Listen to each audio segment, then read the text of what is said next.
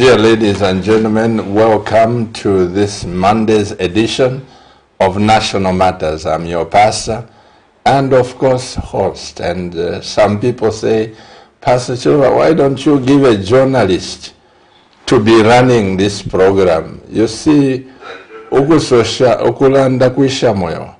This one is just from my heart. And when I speak, it has nothing to do with journalism qualifications, what. That's why it's called National Matters. And in this studio, I have Honorable ELVIS NKANDU, who is the Minister of Youth, Sport and Arts. Honorable, welcome to the program. Thank you very much, Pastor Chiruva. And I want to say that good evening, viewers.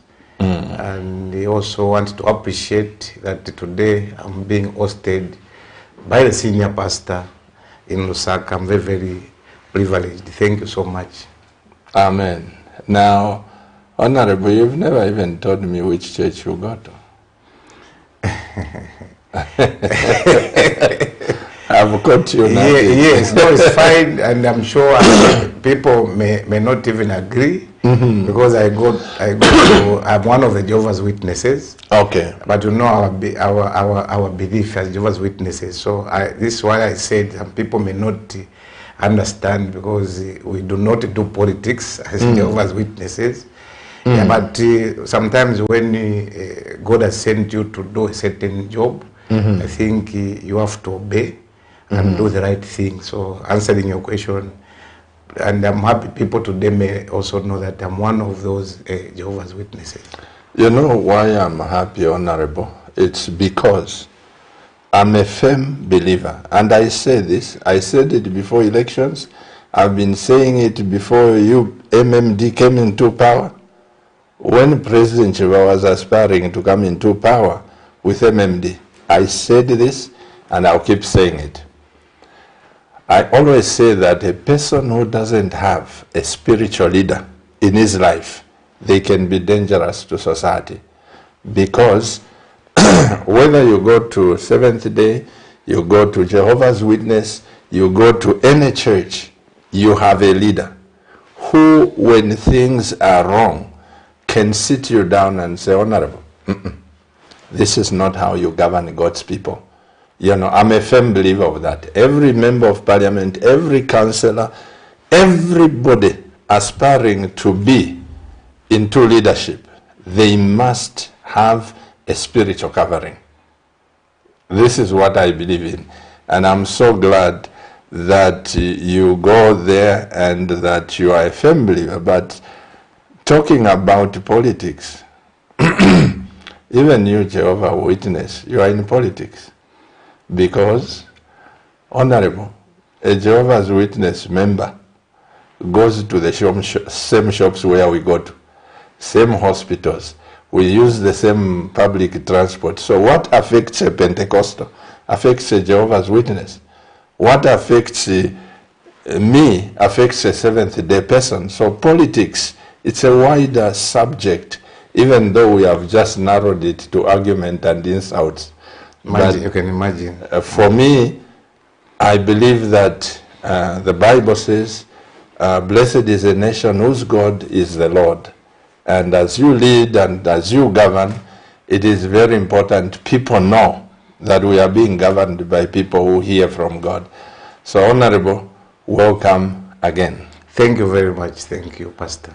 Just in 2-3 minutes, please tell us your family background. Are you married?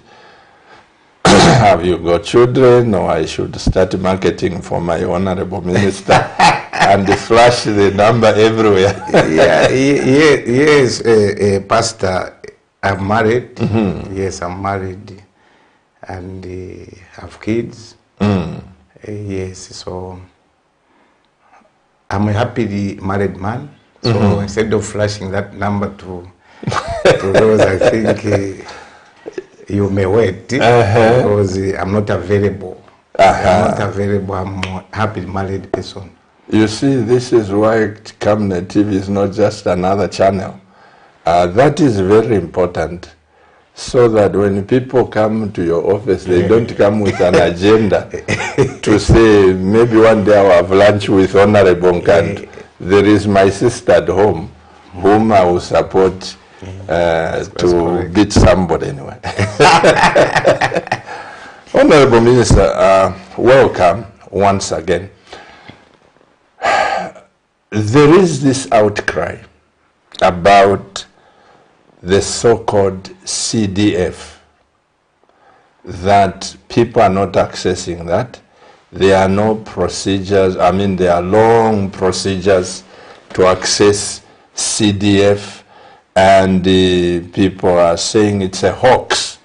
It was just to win the people's vote by saying, we will give you this, because 10 months in power, has there been people who have accessed this CDF or cooperatives with evidence to say, ask the Charlotta or Kalingalinga cooperative, we gave them this or that? What would you say about that CDF?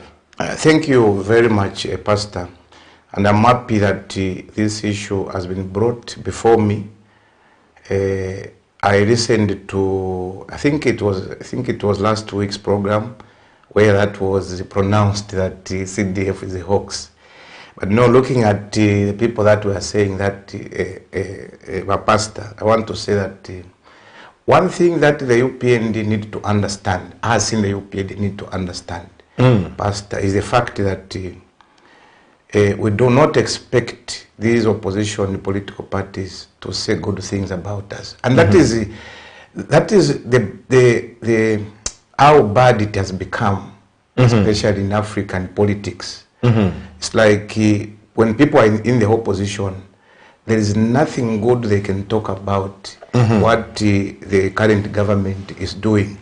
So for me, I'm comforted by the fact that we know that our colleagues may not talk good things about us, but as long as we are doing the right thing, I think the Zambian people will be able to judge us. If you are talking about CDF, I will not even go to an example which is far-fetched. I will give an example of myself. The pastor, apart from being the minister for youth, sport and arts, I'm also a member of parliament. So when someone is talking about CDF, I'm better placed to talk about CDF because I am one of members of the Constituent Development Fund as being member of parliament. Now, I will not waste time. I will just answer like this. 2022. First, I want to say before maybe I can even give details, I want to appreciate the UPND government, the president himself, because for me this is a flagship for UPND. You know, this is the CDF that was being given out to constituencies for development, and 1.6 million was given out to develop our constituencies. The president in his wisdom felt that maybe that is the reason why we are having this rural-urban migration, because the money was in Lusaka. The money was not in the constituencies, especially in the rural areas. They were deprived of this money. So the president, in his wisdom, together with us, we thought it was important that we decentralize, first and foremost. By one, this money that is in Lusaka should be given out to where they need this money. And in that regard, for me, I am saying that we are now doing what we are calling the urban-rural migration, because now people will be able to go to their respective constituencies, because that's where money will be. This is where now contracts will be given. So it's now urban-rural migration. You can even tell how some of the people that want to go to Kaputa just to go and get those contracts, because what we've said is that contracts, again, in the CDF money will be given to the rural people themselves. That's why we have said people should form cooperatives, people should form companies within their respective areas. And no one from Lusaka will go to Kaputa and grab that particular contract. That contract will be given to the people that are found in Kaputa. So meaning people now, if those that are coming from Kaputa will be able to trek now going back. And that is the urban-rural migration. Now, having said that, because we realized that there are a lot of things that need to be done to develop our rural constituencies, to develop Zambia, we had now to say, instead of giving out money on 1.6 million kwacha, there's need for us to increase. That's why we increased from 1.6 million kwacha to 25.7 million. And I think that is very unprecedented. That increase on itself was unprecedented. Because we believe that our people there will not now be deprived of the money that they were looking for. And there will be a halt for people now coming from the rural constituencies coming to Lusaka.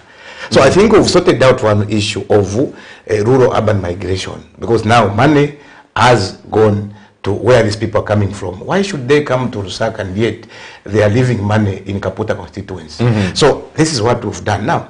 You know, in every new program, there are teething issues. People should understand that. At first, why I said they will not talk good about us. In Bemba wa pastor tunanatua kupata. Tanakwebati usumabove. So that we don't expect those people to tell us President HH has done very good things. They are always looking for faults in HH, always looking for faults in the UPND. But maybe I want also to take advantage of this opportunity to say, when we are discussing issues of national importance, why should we be bitter? Why should we be emotional? These are issues that we do not have the monopoly of wisdom on. Because every person is important. So even when people want to advise government, there is no need for them to be emotional. That is very cardinal. Let them be sober.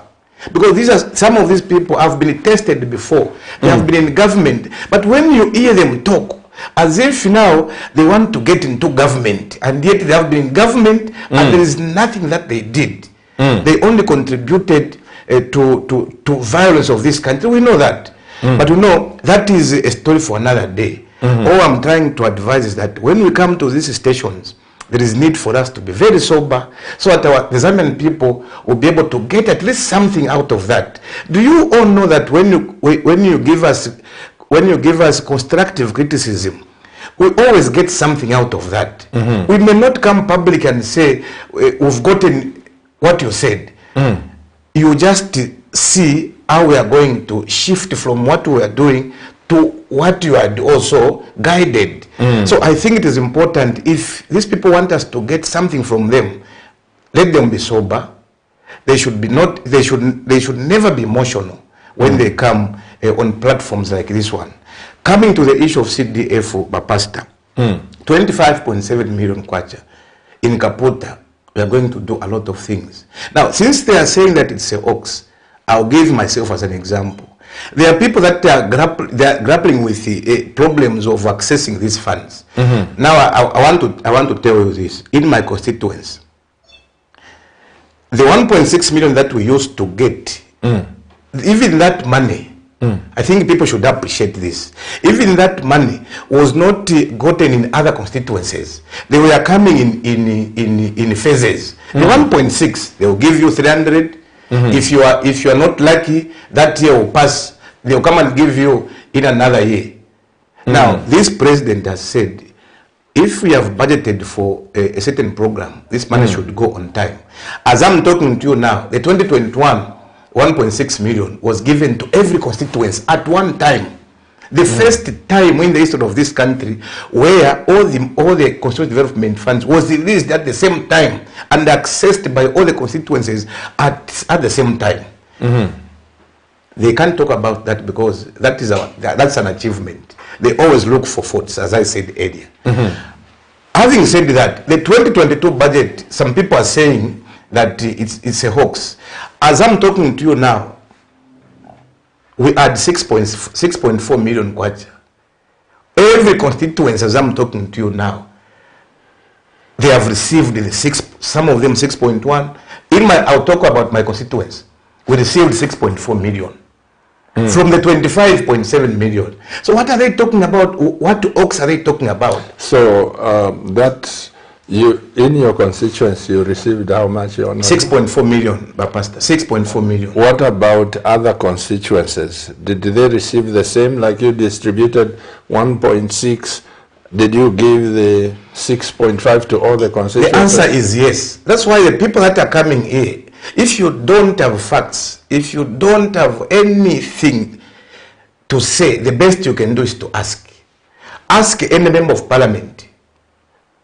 They will tell you that you've received the money. But I'll be quick to say that when the president talks about some bottlenecks, because the president wants this money to be accessed by these Zambians. But because of some bottlenecks that are there, some of them have not yet used the money, but receiving the money, they have received the money. As I said, we have received the 6.4 million. Now for me, I don't know about others, for me, I'll give you an example of Kaputa constituency. The 6.4 million kwacha, so far, we have given 38 clubs. 38 clubs have received so far what we are calling grants, ranging between 10,000 to 40,000 kwacha. 38 clubs. Call Kaputa, they'll be able to attest to that 38 clubs have already received the 2022 budget, the 2022 CDF. In my constituents, 38 clubs have received. These are grants. These are the money that people should not pay back, because we know that there are people out there who are so vulnerable. That's why we had also to factor in the issue of grants. Those that are so vulnerable, they have formed clubs, they have formed cooperatives, and they are able to receive the money between 10,000 to 40,000 kwacha, 38 clubs, using the 6.4 million, which some people are saying they have not used even a single way. But in my constituents, we have used that money. Another example, in that CDF, there is a component of bursary to secondary school, boarding school. As I'm talking to you now, I have the figures, Pastor. I don't want to lie to anybody. We have paid 334,000 for 334 pupils at Kaputa boarding school. From the 6.4 million, which some people are saying they have not utilized. Why are they not utilizing this money? Then they may have some problems which we may not have, some of us. I have confirmed, and you can confirm this is a platform I'm using, and the same platform should be used also to ask Kaputa boarding school if really what I'm saying is true. 34,000 kwacha has been paid to Kaputa boarding school for 334 pupils at Kaputa boarding school. Now, and we have paid one those that someone is in Kasama at a blind school. We have also paid one. Apart from that, our pastor, we have paid 56.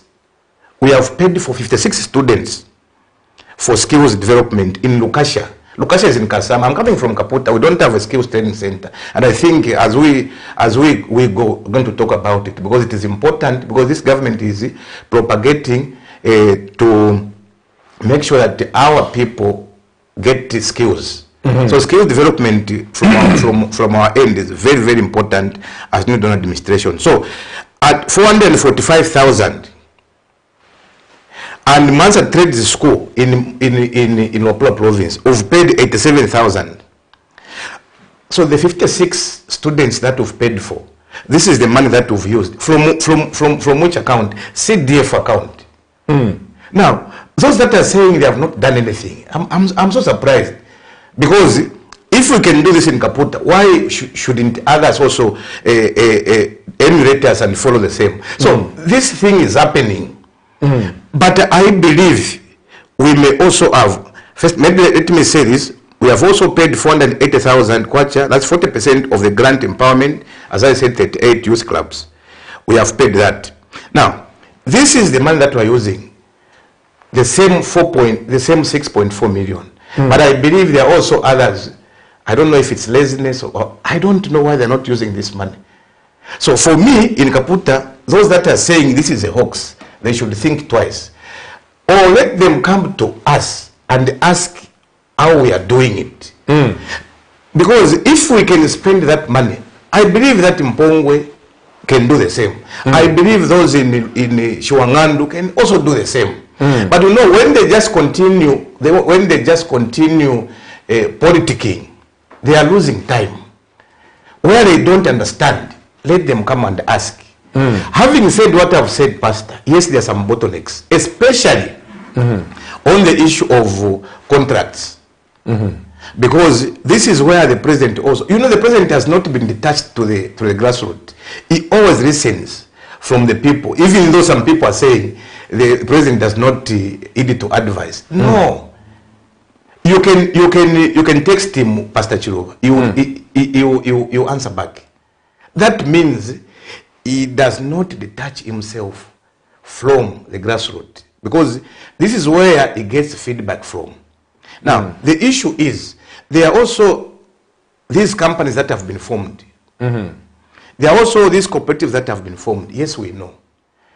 And this is what we have found, that for you to access a contract and execute it, you need to bring an APSA, you need to bring a compensation, you need to bring EIZ, a tax clearance. There are a lot of things that are needed so that you can be given that content and execute it.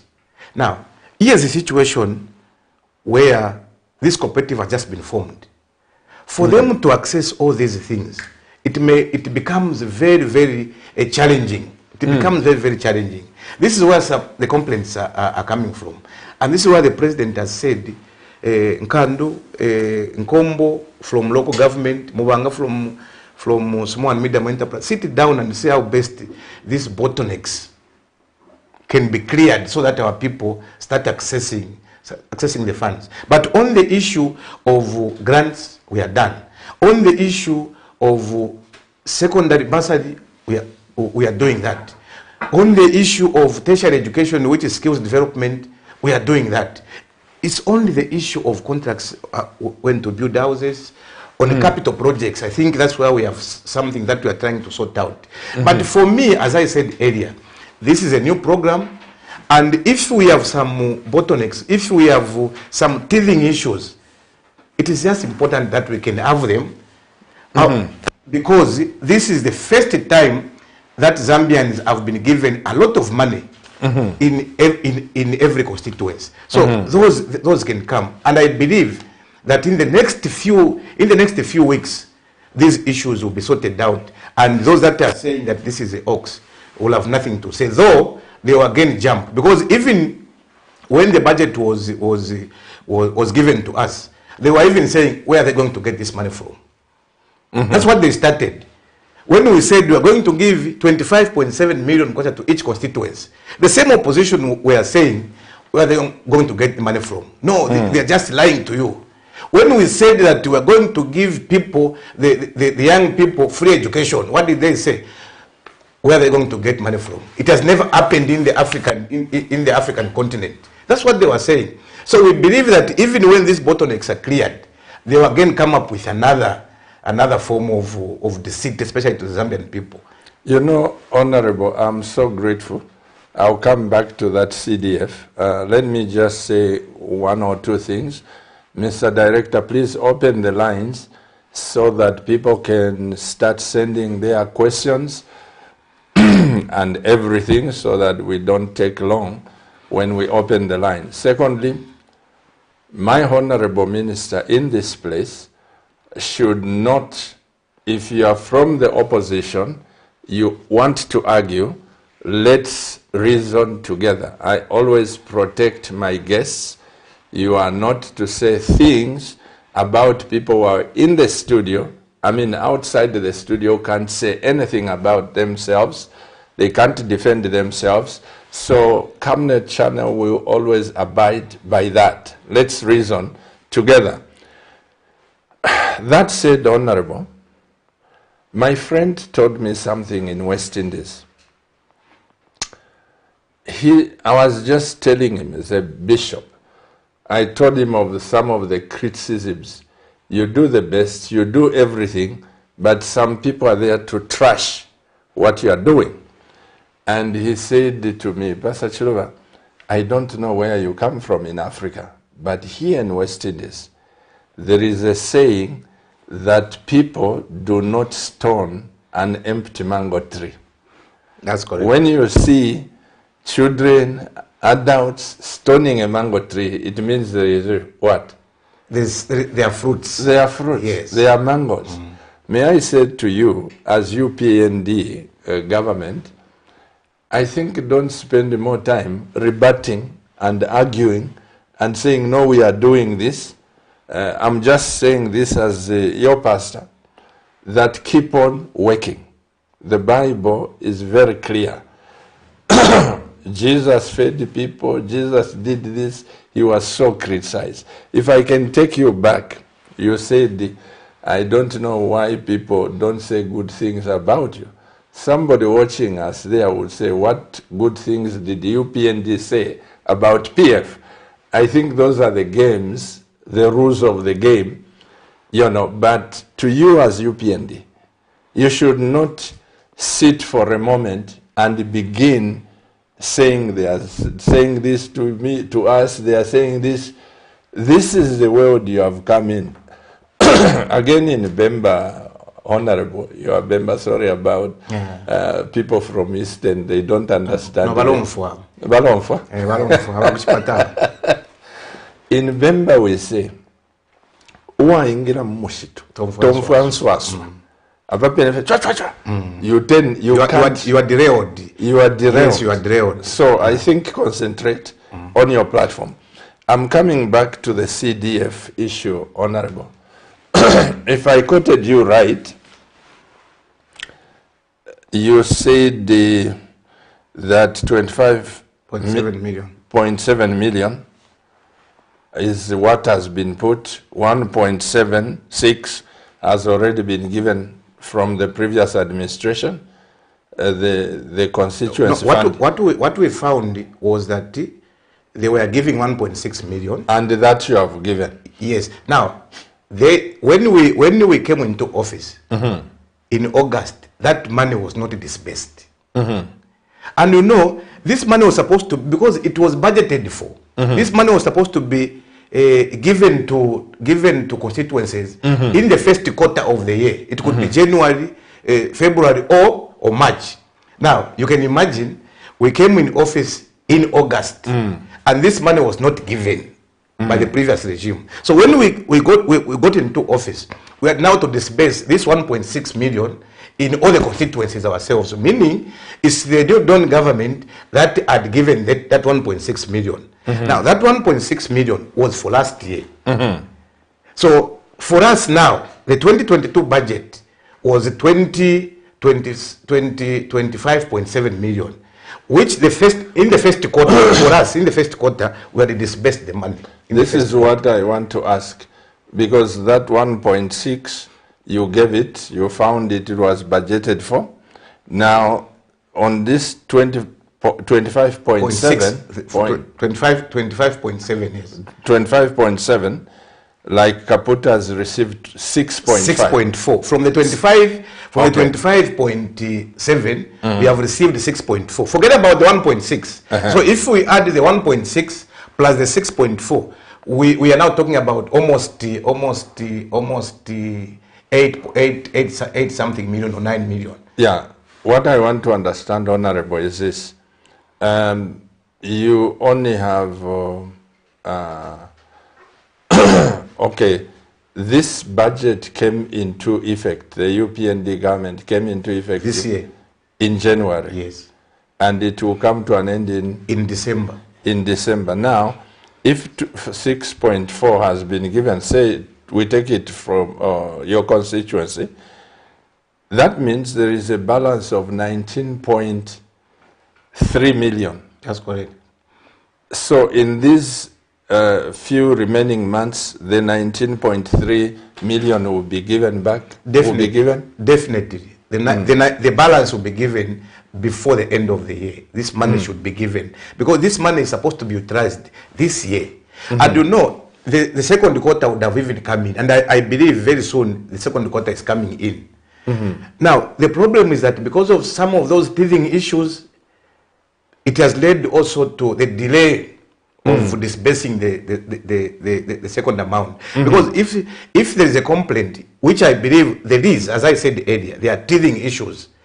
There are teething issues which, if those are sorted out, and as I said, I believe this will be sorted out in the next few weeks, will be sorted out, and this money will be utilized. The second quarter is coming. You know, we need to be methodical, as the president always say, because if you cannot utilize this money, why do you want to access more? And yet you have failed to utilize the first quarter. So let the first quarter be utilized. The treasury is just watching. After everything is done, then the money will again start flowing. So as we don't have a problem in giving out the 25.7 million to constituencies, we don't have that problem. And you know, we have exhibited an example was the 1.6 million that we paid all the constituencies. And we have paid the 6.4. So there is a guarantee that even the remainder will come before the end of the year. The other criticism, Honorable, they're saying that this constituency fund, you are only giving to UPND members. How true is that? Are there some members of the opposition that you have track of to say, oh, this is from UNIP, this is from whatever Kambalange party? Do you document those, or what method do you use to know this is member of, this is opposition, this is ruling for the sake of transparency and accountability? First, Pastor, I'm very, very happy that what we say in Bemba, on the other hand, they are saying it's a hoax. Meaning nothing is happening. On the other hand, the same mouth is saying they are giving the CDF to only UPND members. It means we are giving out. For people to say that they are giving this CDF to UPND only, it means there is money that we are giving out. So if there are those that are saying it's a hoax, then it defeats their argument, because now they are now confirming that we are giving out this money, but it's just going to UPND members. Unfortunately, Honorable, those I refer this to Honorable Winter Kabimba when I hosted him here. He said it was a hoax, but this thing of saying it's UPND, it didn't come from him. It came from other. It's going on the ground by the people who may not even belong to political parties who have failed to access this. Yeah, but still the point remains. It means the money is being given. Now it is being given to UPND. Now let me clarify. Before I make a statement on that one. Do you know that I am responsible for the CDF committee? Because I always nominate about 5. Out of, in fact, out of the nine members, I nominate 5 as member of parliament. In your constituency? Yeah, in every constituency. So meaning, where we don't have members of parliament, for example, in Muchinga, we don't have any member of parliament. In Eastern Province, I think we have 2. In Wapula, we don't have any member of parliament. Are they telling us that then that CDF committee will only give this CDF to only members of the Patriotic Front, because these are the members of parliament from the Patriotic Front? That is not correct. That is not correct. You know, I still understand them because of where we are coming from. The 10 years of the PF regime, Pastor, it's like it will be difficult to just erase completely, because people were used to be treated like that. If you do not have a PF on the forehead, you can't access any funds from government. That's how people used to be treated. So change is gradual, I understand. So there are people that may not understand us. But I want to say this. In Bemba we say, uwamanasambira kuchipoa. The wise will always learn from the foolish. The people of Zambia detested discrimination. The people of Zambia detested segregation. And if UPND today, we started discriminating, we started segregating, what is the change between the PF and ourselves? And what will stop the Zambian people from removing us from this office? Because we are now practicing the same thing that the Zambian people detested. Now, because we learn from the foolish, we'll never go that route. I'll give a practical example. When we came into office, in my ministry, for example, we found 50 tankers were given to PF cadres. That is correct. That is true. It's a fact. Because it was difficult for any other person apart from PF to access tankers. It was difficult for any other person apart from PF to access empowerment funds. It was very difficult, practically impossible. Now, when we came into office, what did we do? A lot of people thought that we are going to grab those tankers from them. Now, because we learned lessons, we said, these are Zambians. Let them continue. Let them continue with these tankers, because at the end of the day, these are Zambian youths. If we had to discriminate, we would have grabbed all those tankers and give them to our members at UPND. But we didn't do that, because we are alive to the fact that this Zambia does not belong to a political party. It belongs to Zambian people. So as long as they are Zambian youths, we are able to facilitate their proper living. So for me, a pastor, if there is a government that should be appreciated of non-discrimination, is this government. Sometimes I start wondering where people are saying, no, even what they have got, will not go that route, because we understand where we are coming from. We have learned lessons. And in every situation, there is a savior. If there are things that were being done wrongly, the president was categorical in his campaigns. We are coming in this government to fix things. And one of the issues that we have, in fact, Pastor, give me a chance, because I also understand there are people that are saying this government has not done anything. Before our people can come in and ask. There are these people that are saying this government, ever since it came in office, they haven't done anything. But if I'm given that chance, Pastor, let me also explain to those that may... I'll come to that, because it's one of the things. Remember, we are talking about 10 months in power. Very good, Pastor. What have you done? Thank you very much, But I know you want to become a preacher when I'm here. Okay, Pastor. This honorable... So I think I was trying to explain on the issue of discrimination, because you said that this CDF will just be given to UPND members. So I was trying to say that that is not possible. You know, one thing you should appreciate, Honorable, is that media houses like Cabinet, which is watched by almost every Christian in this nation, you have these complaints.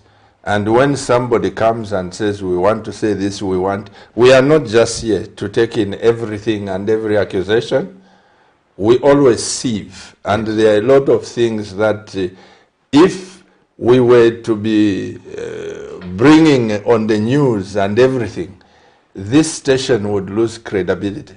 But behind the scenes, when these things start coming, like I've told you, that people are saying these are just being given, as stations, as media, whatever, we are your eyes, we are your ears.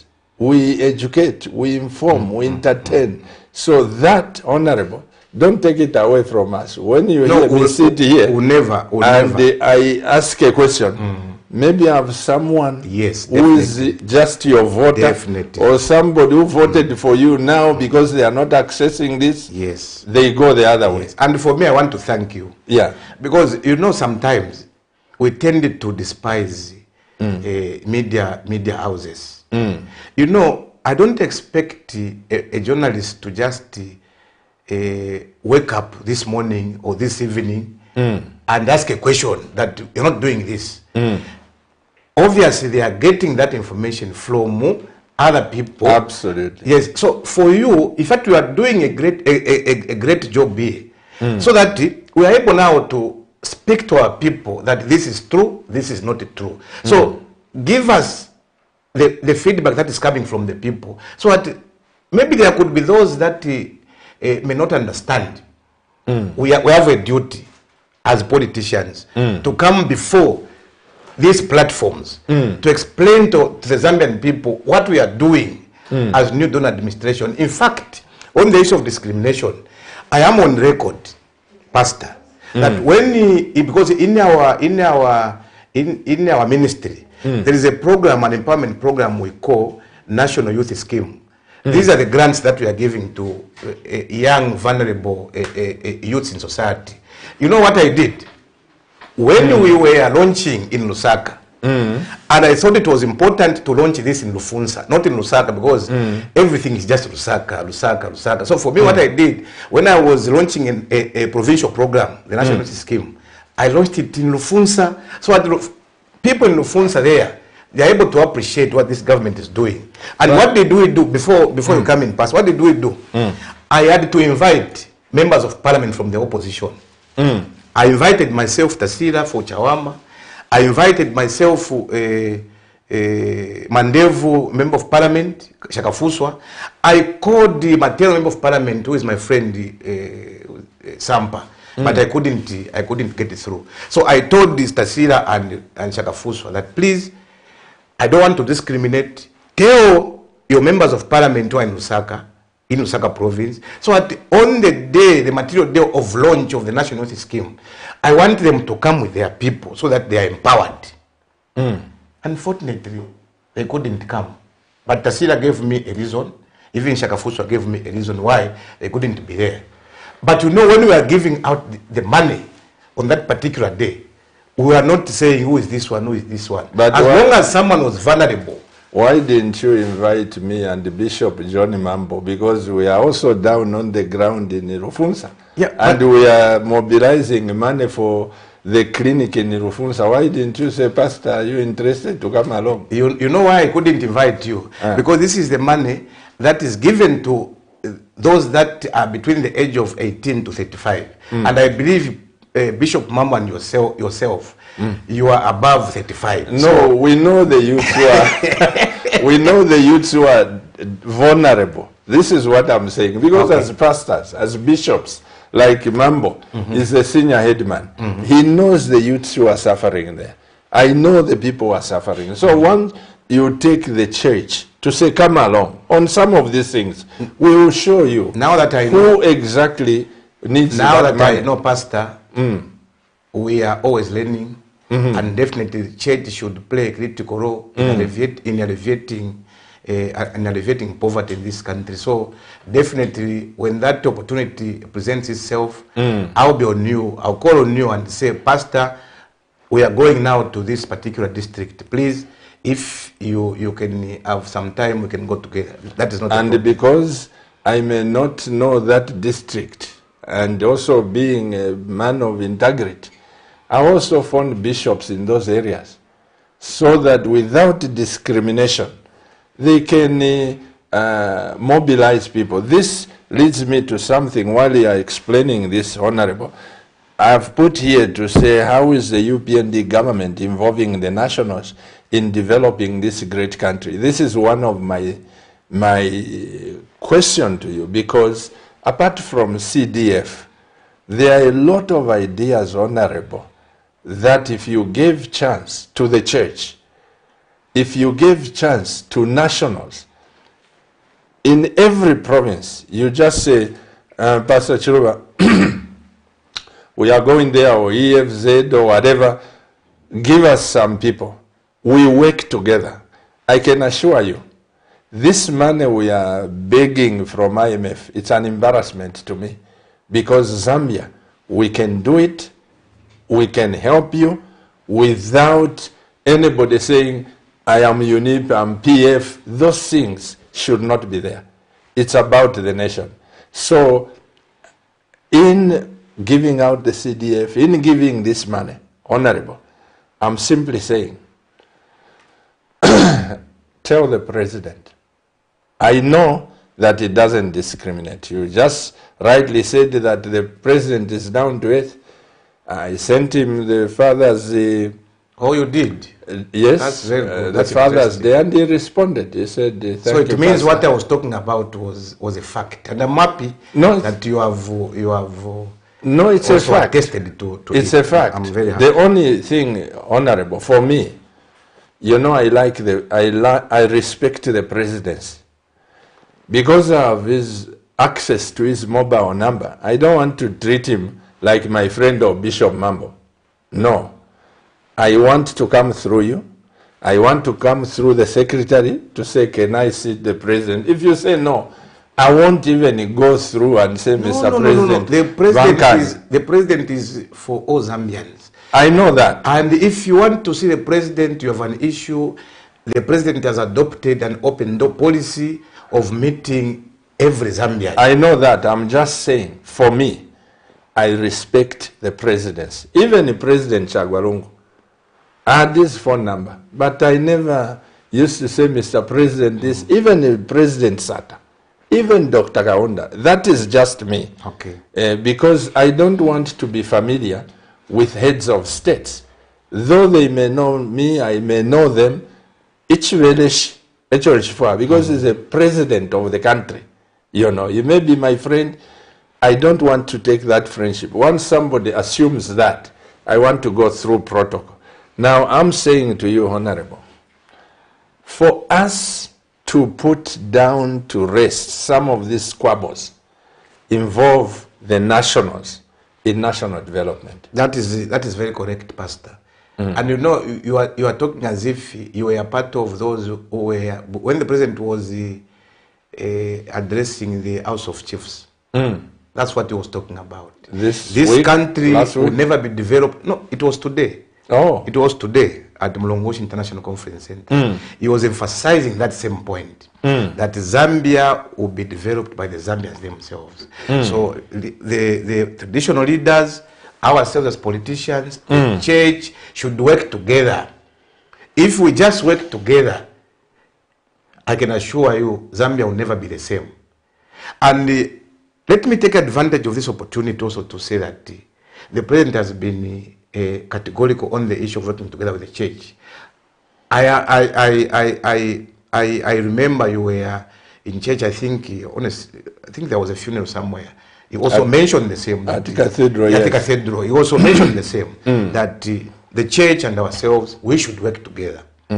Yes, if you are trying to go at if you motivate pamo tafibula ku kushikana o tafibula kulira ngwe bamuchimba chesu chi kai tabamfa kuchipatanga twabomfya ingwema barachimona so twachashata bakasambira bakulasambira pano pano.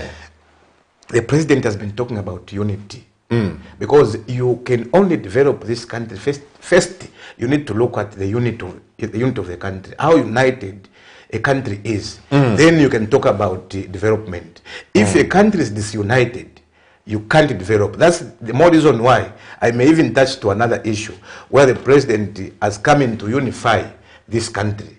You know, this country was polarized to some extent. I'll not shy to say that,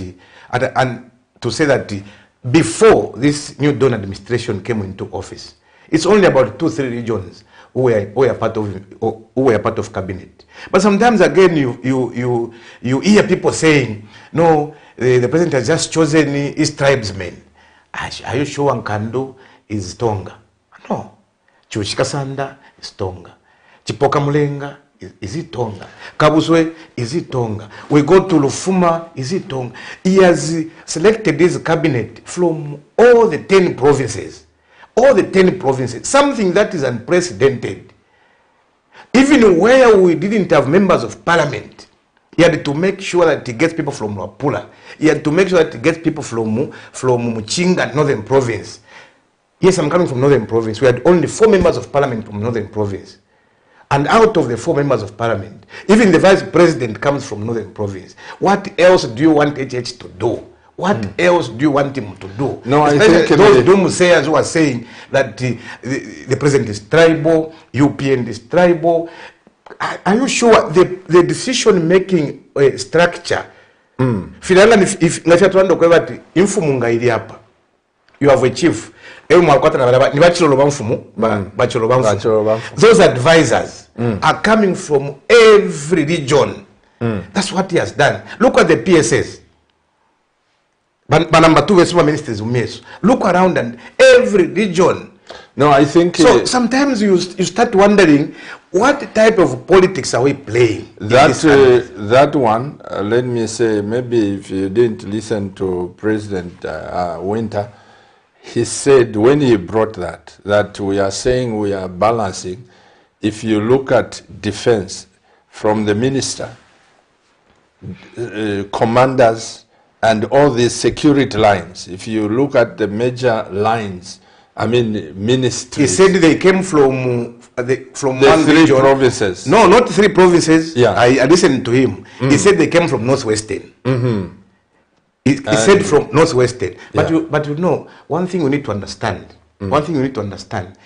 As I said earlier, they cannot talk about the good things. They'll talk about what they feel they could be appreciated by the nation. You know, before you go even to the defense. Because that is a unique department. You need to have a know-how of how security is done. For me, they would have touched on the issue of who is in the decision-making structure, which is the cabinet. That's why they would have started from, instead of just looking at a department, because that is just a department for me. But it's us who make everything in cabinet. Again, I say, Honorable, Zambia and is it's about... true, even those that are coming from Northwestern Province. For me, if they were saying, if Kabimba was saying that the defense commander, the ZNS commander, police are coming from Southern Province, I would have said, wait a minute. But you know, it didn't choose from these tribesmen. Meaning, it means you can get any person from anywhere. The bottom line, Honorable, for me, these are things that are of little insignificance. Because, again, I bring you back to the Zambian picture. It is the prerogative of the president to appoint who he wants to appoint. Donald Trump appointed his son-in-law to be there, and he appointed his friend. These issues will be there, they will be talked about, but let's look at the bigger picture. But you know, when they talk about it, it's our responsibility also to say, no, don't mislead the nation. Because you know, sometimes when you are talking about one thing, over and over again, no one is rebutting that. It becomes a fact. It becomes to some extent people will say this is the truth. So sometimes when we are answering to them, it is not that we just want to answer. It's because we don't want them to mislead. Especially when we know, Pastor, that here we are doing the right thing. Here comes someone saying, no, what we are doing is wrong. We need also to come out and say, where are we doing wrong? Because this is what we've done. This is what we've done. And as I said earlier, I think as you said that it has a little significant to what we should discuss. But you know, I want also to implore people not to be talking about whenever they come here, strive, because we will be forced to answer, which may consume a lot of time instead of talking about what I want to start talking about, what we've done in our 10 This is exactly what I'm saying, Honorable. I'll talk about something. I don't know if I will be cited for contempt. It's not yet in court. The case of Chimbakambwili, when is locked up behind the bars for tribal or whatever sentiments, should that become an issue in this nation? Or when you hear, as Honorable Minister, Chimbakambwili said this or that, can't you go there or tell the people to say, look, some of these things, let's sort them out? Should that become a criminal offense that you have to lift somebody, take him to Kasama to go and answer charges? Umuntu, say somebody insults you, or somebody insults me, why are we making this as criminal offenses? It's not yet in court, like I said, I just learned about it. Can't there be, because the president wants to unite this nation, can't there be a way of cautioning a person to say, friend, we are now in charge, these tribal sentiments, don't bring them. You release somebody. And I know you as Honorable Minister, you are doing your work. Some people will say, no, it's the police. No, it's that one. But beyond the police, you are there. The Minister of Home Affairs is there to say, guys, I think we are above this. You just go there and warn a person. Now, if those become criminal issues, don't you think people will be living in fear to talk? Thank you very much. In fact, I'll start by the last point, living in fear to talk. If there is a government, first and foremost, which has brought freedom of expression, it's this government. As I'm talking to you now, if it was in PF, I would have been awaited by the cadres outside. So, if there's a government that should be appreciated when it comes to freedom of expression, freedom of speech, this is the government. Freedom of movement, freedom of assembly, this is the government. I wanted to start with that. Yeah. So that people do not forget where we are coming from. People were being stoned just to appear on a certain platform like this one. Media houses were being stoned, bumped into by the cadres. Today, when Takawimba can come here, express himself, he even comes alone and go alone as his political party, because I believe he's just alone. No one follows him. But today, what you've seen, I can just come alone without fearing that people will be able to attack me. Let me just finish. Because I started with the last point. Then, why can't people appreciate that there is what we call a breath? We are breathing a sigh of relief now, where people can. But you know, when we are talking about freedom of expression, freedom of movement, I think people should now not take advantage of that freedom of expression by insulting, because immediately you insult, then that your freedoms will be curtailed, because there are laws that governs us. There are laws that we've agreed to, that if I insult Pastor Chiruba, I'll be caged, isn't it? If I even discrimination to some extent, it's also forbidden. Even a tribal talk is also forbidden. Now, if someone starts talking about tribal and is cited by the police, first and foremost, the same people, Pastor Chiruba, may change. When the Home Affairs Minister just steps in and say, don't arrest that one, the Zambian people will say, is now overstepping his boundaries.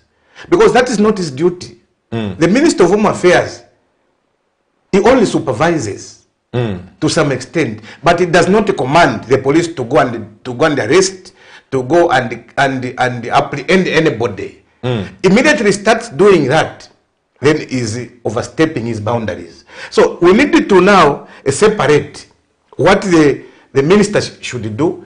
Once someone, Pastor Chiruba, for instance, you are apprehended by the police, then I start saying, release him. Then I've overstepped my boundaries, because that is not my duty.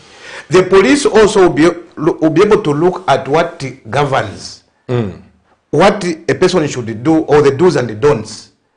If they find you with a case, that's why we have the courts of law. You take that particular individual to the court. You've seen some people being acquitted, isn't it? It's in this new Dawn administration where a lot of people have been acquitted.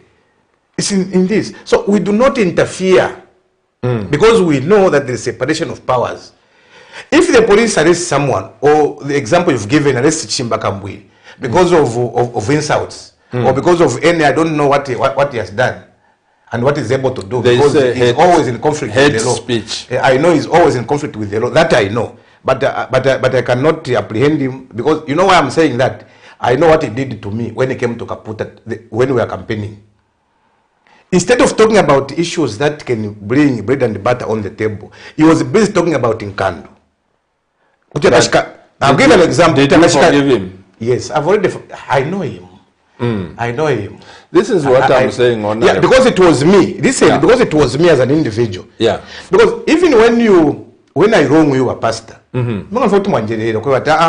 it's you. But you know, the people that have aired them outside, they will be able to apprehend you. It's up to me now to say, but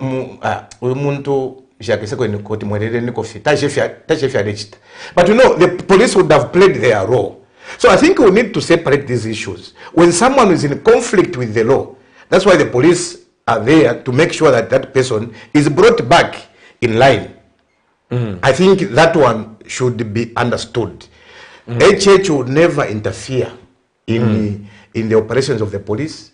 Neither Minister of Home Affairs would interfere in the operations of the police, even as cabinet ministers. But I know why people are saying that people should step in, because of where we are coming from. It was easy for the minister just to get the phone and say, you officer in charge, muleke koyo. If you want to continue with that case, you'll be transferred or you'll be dismissed. So, as I said, there are people who are still thinking that as ministers, even Nakunchito, there are people who are calling us, but minister, the phone you call your fellow minister, and therefore that is not correct. This is new dawn. If you have qualifications, go and apply. You'll be received, and if you have qualifications that suits that particular job, you'll be given. So this is what we're trying to get out, and you know, by doing that, even some of our members will dislike us. Even those that were used in the previous regime. This is not the government. He would have just said, no. Let us let the police work. Yeah. And we should as well work. Let me come in at this juncture. I say this because behind the scenes, and speaking before this media, when President Mwanawasa, may he so rest in peace, and President Chiluba were at loggerheads, I'm saying this, I've never said it here, they could not see eye to eye. God gave me the grace. There are people who are listening who facilitated that. I was shuttling between President Chiluba and President Mwanawasa. Before Obasanjo came to sit them down, that was my role. My wife, my children, they know. And some people who are watching this broadcast. That's why you are here. And I said, that is your role. Yes. I said to their excellencies, may their souls rest in peace. I said, you need not to fight. Only when we get to heaven do I expect to be rewarded. But there are certain things we do behind the scenes that would calm down the situation. I'll give you another example. There was somebody who was to be cited for treason. I remember one day President Sata called me to State House. GBM is listening to this. The president looked at that letter and what he said, it was malicious. And he said, Pastor, this man has to go to prison. I want you to go and talk to him. And he printed that letter, gave it to me, and one he gave to GBM, and he said, this man must be picked up. It was so serious, I can tell you that. That came from a certain national person, a Zambian, okay, who said something against President Sata, and so he called me. I went through the letter. We still have it. It was so malicious. So I said, okay, Mr. President, give me a chance. And I went one-on-one and began ministering. No Zambian has ever heard about that case. And nobody will hear, because I went as a pastor to just bring peace. So when I preach, Honorable, to say, let there be peace, let there be love, I've walked in this corridor of power. I've rubbed shoulders with you people, and my heart bleeds when I see this one against even something that we can solve. Why should you trust? I'll give you another example. A murderer, criminal, honorable, came to our church at Evelyn College. He attended the service. Then he said, Pastor Chiluba, I would like you to come to my house. I said, wow. So I went to him in John Lane there. I sat with him and he started crying, a murderer. Then he says, I heard your sermon. It touched me. But look, here is, when he came out with a pistol and bullets, I started praying in my heart, Lord, I've got children, I've got my wife, keep me. Because he told me he was a murderer. And he had locked the door. Now we are there. My wife doesn't know where I am. And he puts the pistol here. And he says, Pastor Chiluba, I heard what you preached. I am on a police wanted list. Can God forgive me? I said, yes, he can. And we spoke. And he said, what should I do with this pistol? Because it has killed people. And had you not preached that sermon, today I could have been in another house. I said, give me the pistol. I got a pistol, which was brought in this country illegally, and the ammunition. I went into his latrine toilet. I dumped it in there. Went back in the house. We prayed together. That man became so dedicated to the things of God. But the following day, I went to the Inspector General of Police. I said, sir, this is what I did yesterday. There is this person you want, is on a murder case, but this is what I did as a pastor. And the IG said to me, Ephraim Mateo, may he so rest in peace. He said, Pastor Chiluba, the police does not change people's hearts. It's God. What you did, you have done a good job and a better job. As police, we have failed to get this guy. Yes, we know that he's on our list. But look, God got him. These are some of the examples, Honorable, I'm giving you, that once you work with the church and then trust the speakers, preachers everywhere, I want you to know that Zambia will be a peaceful nation. I say this again, not that I'm defending GBM, because I'm looking at where he comes from. He's got families, he's got his chief, he's got what? There are more people, there may be few. Bitterness will start welling up.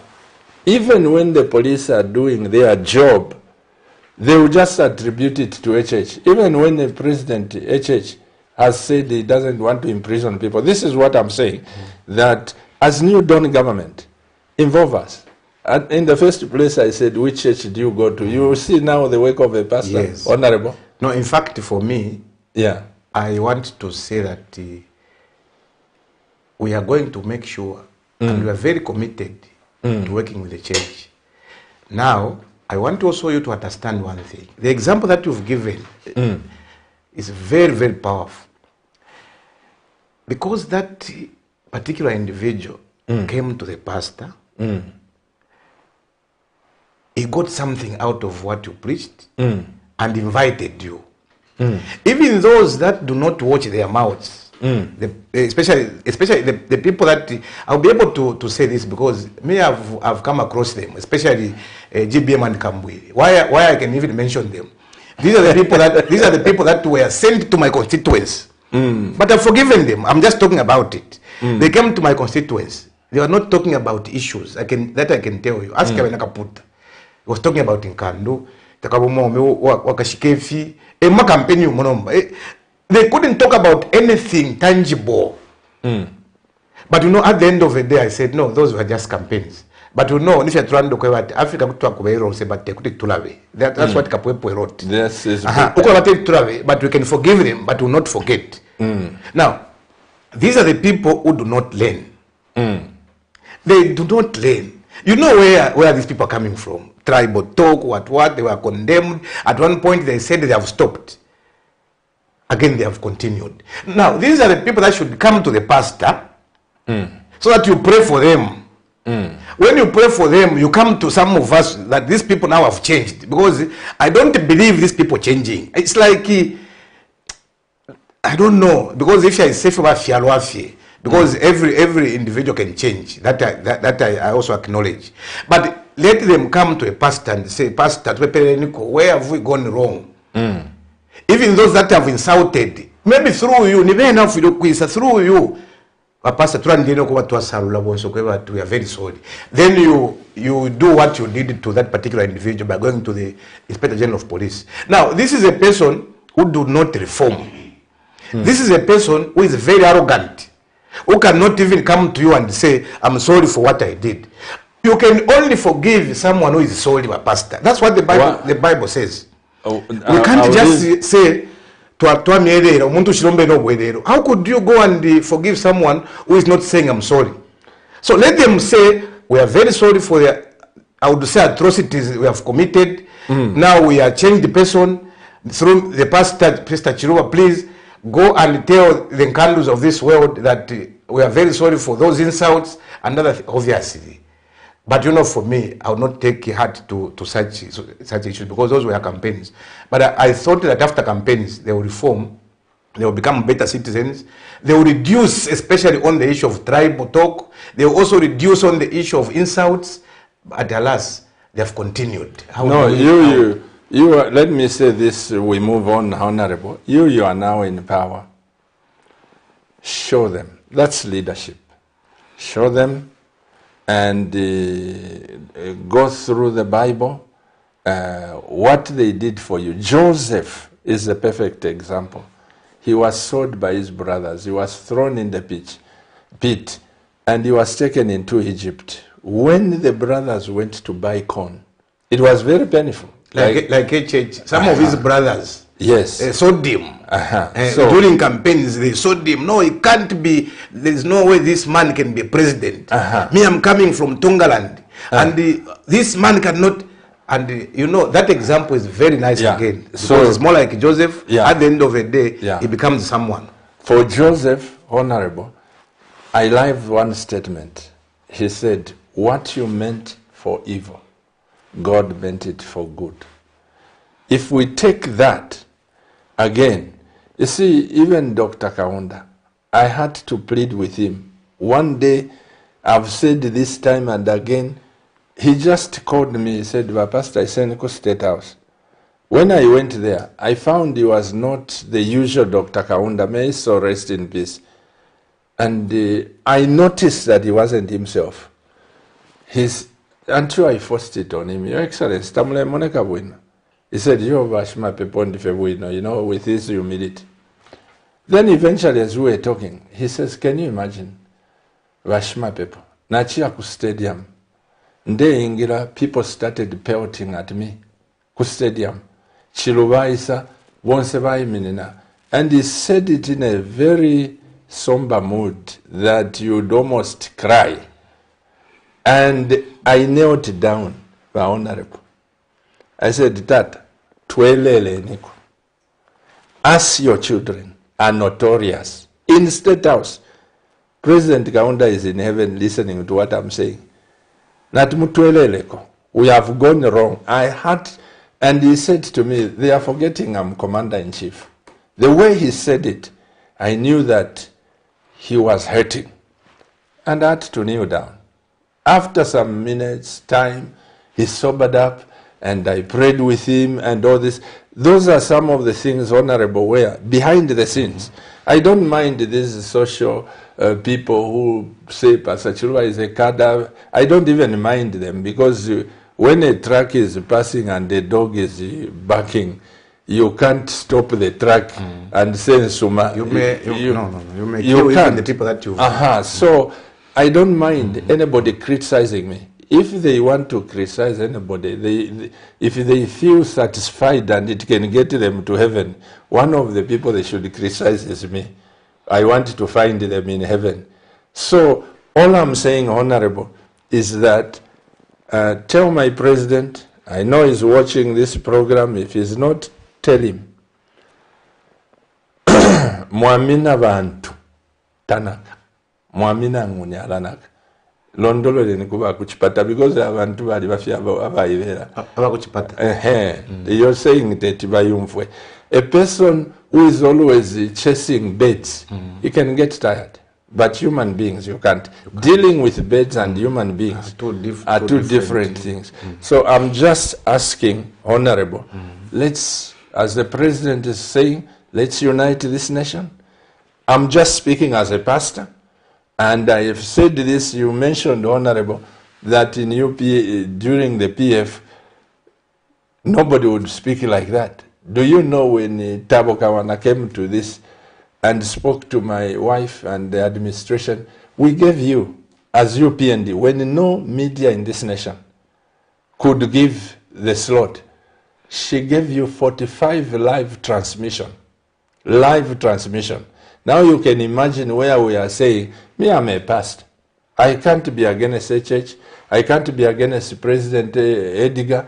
I'm a pastor, I have to remain neutral. This is the only television channel where you remember UPND broadcasting 45 programs to the time you were coming into power. No, we are really thankful those for things for me. Just to take bravery to come up with those programs because it was tricky.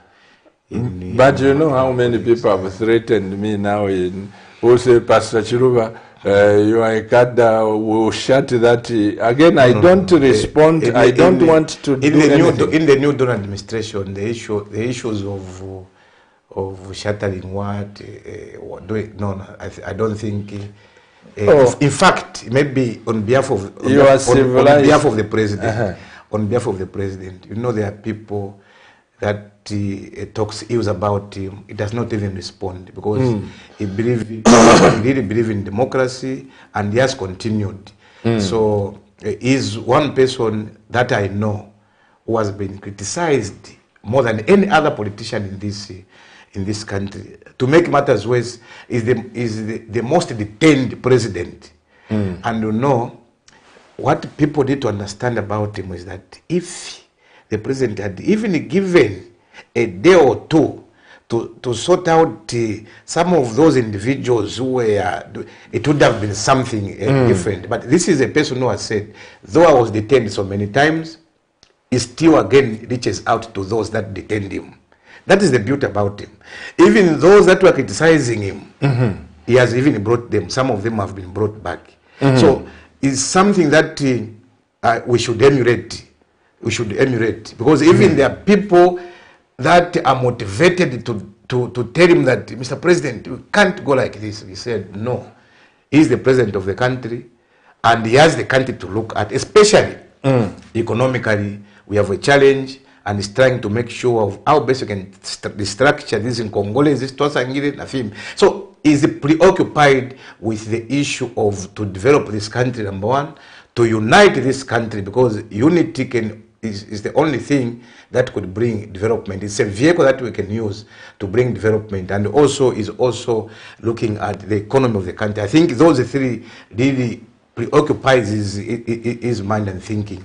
Not all those issues where people may say, Mr. Chiruba did what, that one I can... Like I said, Honorable, that when a truck is passing and the dog is barking, you can't stop the truck. Oh, yes. I am like not saying... 76, those AVM we used to, during Kaundas, those AVM, when it's passing 76 passengers seated, then there is someone now, what do you do? Do you need to kill the 76 passengers? Or one.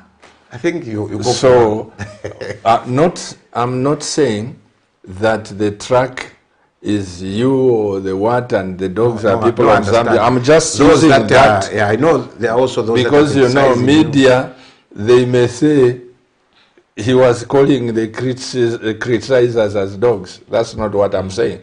But moving on, Honorable. In the hospitals, again, when we say we are your ears and eyes, yes. This medical stores and what's going on there, I don't know how much the president's ear is there, and also what's going on in the hospitals. I know that I've got a set of questions for Honorable Masebo as Minister of Health. But are you aware? She'll come. Are you aware that there are no drugs in the hospitals? Yes, we are. And first, before I answer, thank you very much for that question. We are very much aware. And I always say I take advantage of this opportunity, Pastor, to clear something. You know, sometimes I start wondering the way the opposition, especially our colleagues in the Patriotic Front, I'll be mentioning them.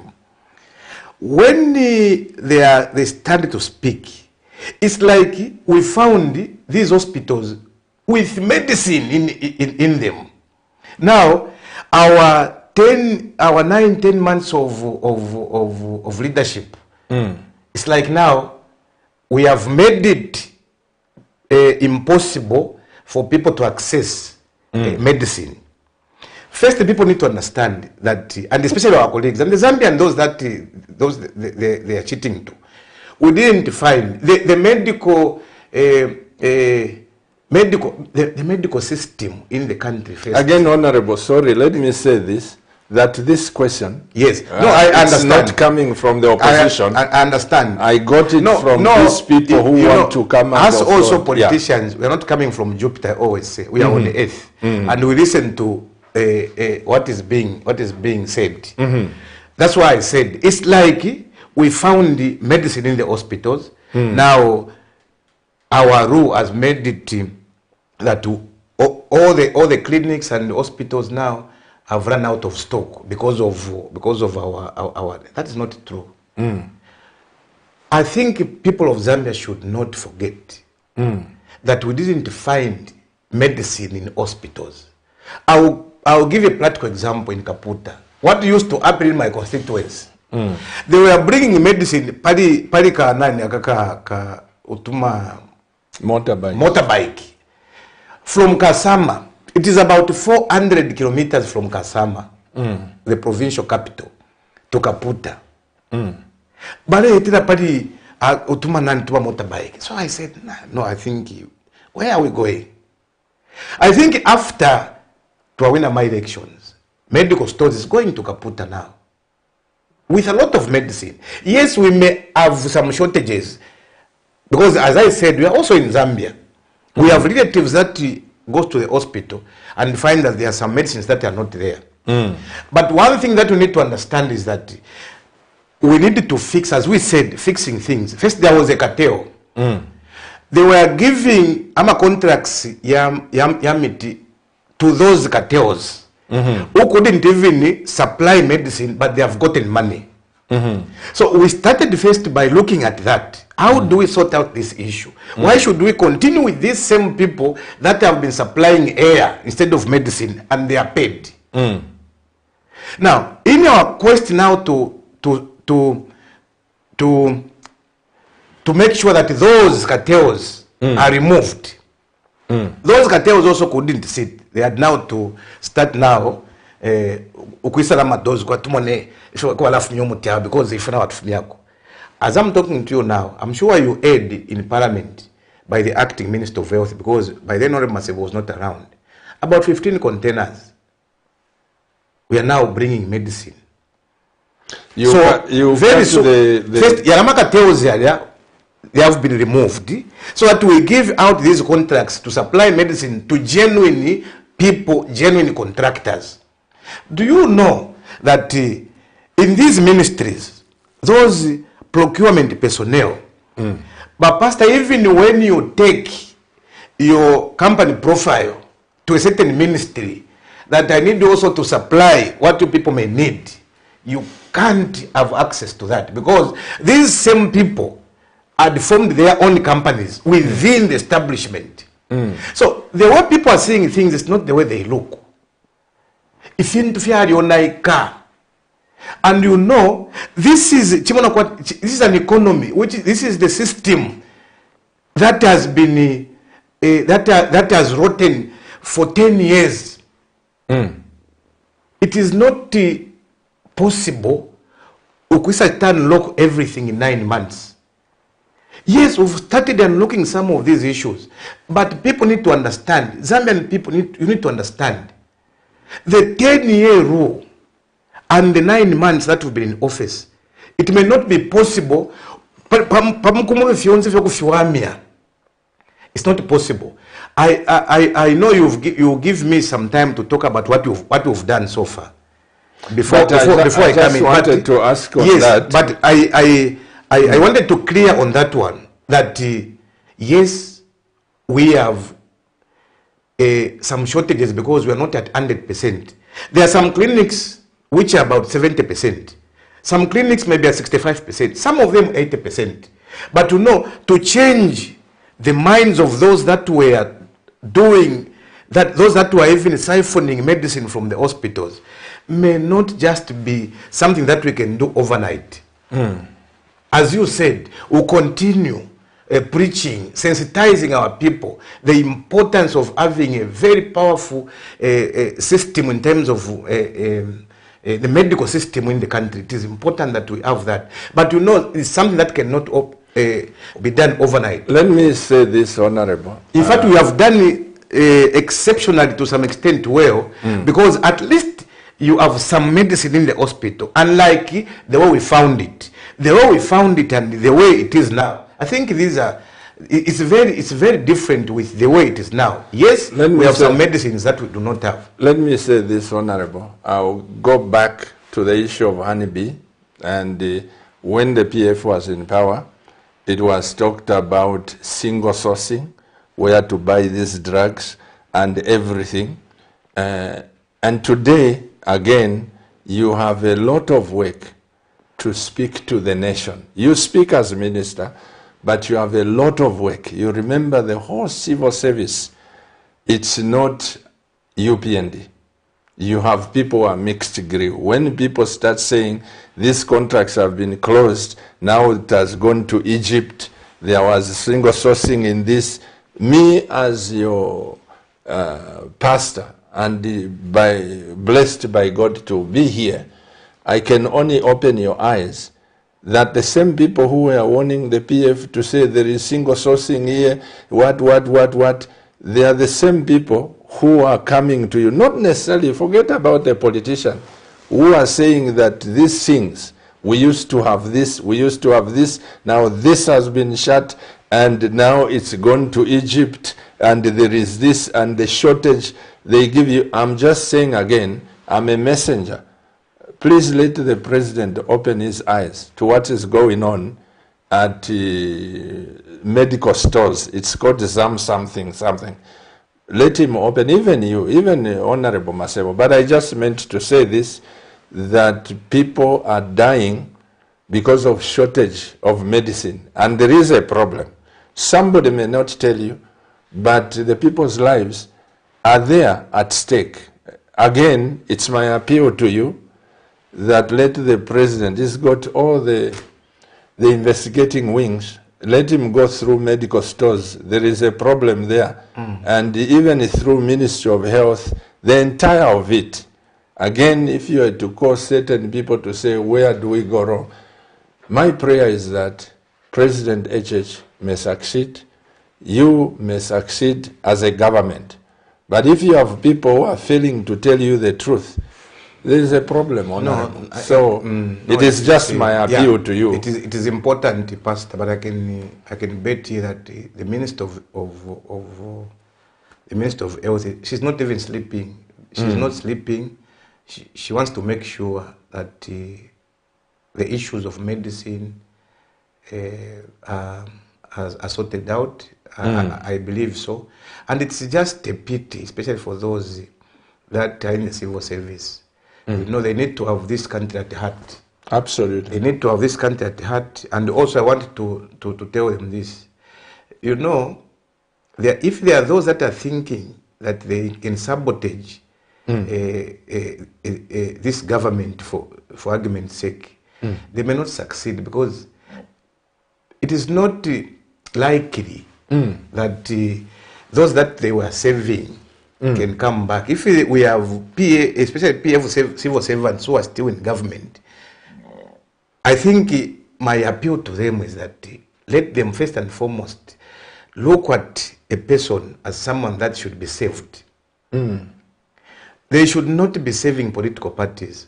Because for me, I've done my research. If one government, if one ruling party gets out of government, they don't come back.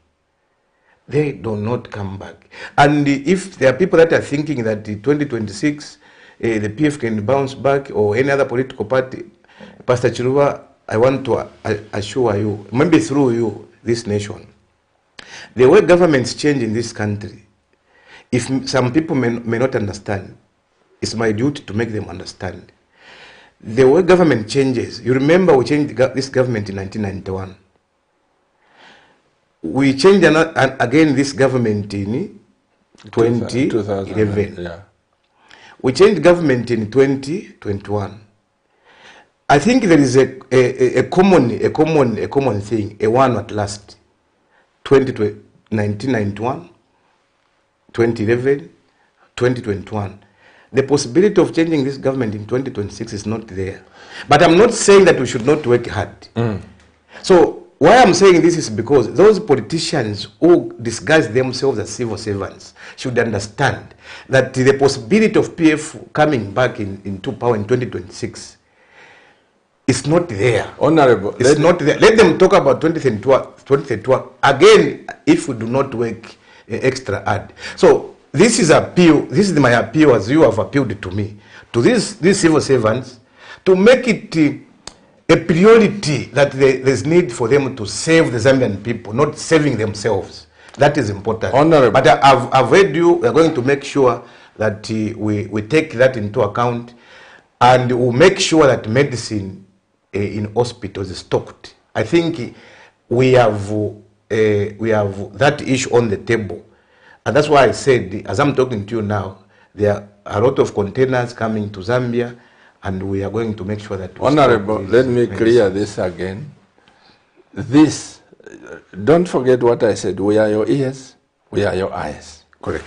This is coming from certain people who are in the government, who are UPND to the bone, who feel that they don't want President HH to fail. Again, you are coming to a station where the pastor is the interviewer. If you said in confidence, Pastor Chiluba, help us, if these people want to be jeopardized, they are looking after your interests. It's not coming from the politician. It's to let you know that there are people in the system who mean very well, and they want this thing to succeed. Obviously, in every situation, yeah, we have good people. And you have a lot of them and who don't want to fail. We also have bad people.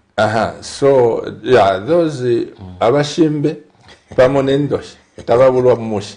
But I'm just saying that these things you are hearing, Honorable, they are very good for me. Nevertheless, Honorable, I'm appealing and let you know that President HH is working so hard. And where you are working, even in your family, you are working hard. There are some family members who would want to see you fail. And there are some people, if we your own people, those are realities of life. So when advice is given, Honorable, I always say to my children that a mind is like a parachute. It works better when it's open. And in this, every Zambian who means well, we want to succeed. Because for me, I'm tired of politicking. Politicking always. This one has done this one. I think I need to live in a country that looks like Dubai. I'm a Zambian. I'm 62 years. I don't want to go to the grave at 90 living Zambia the way it is. I want to see sanity. I want to see, it doesn't matter who is the president. As long as I'm a Zambian and there is a president like President HH, for me, let's support him. Let's make sure that we win this battle. And the sanity you've brought, and obviously the sanity will continue bringing, because that should be our preoccupation, to make sure that the sanity prevails. Absolutely. In the country. Our phone lines are open, Honorable Minister. Let's chat with the people out there. because I may not have all the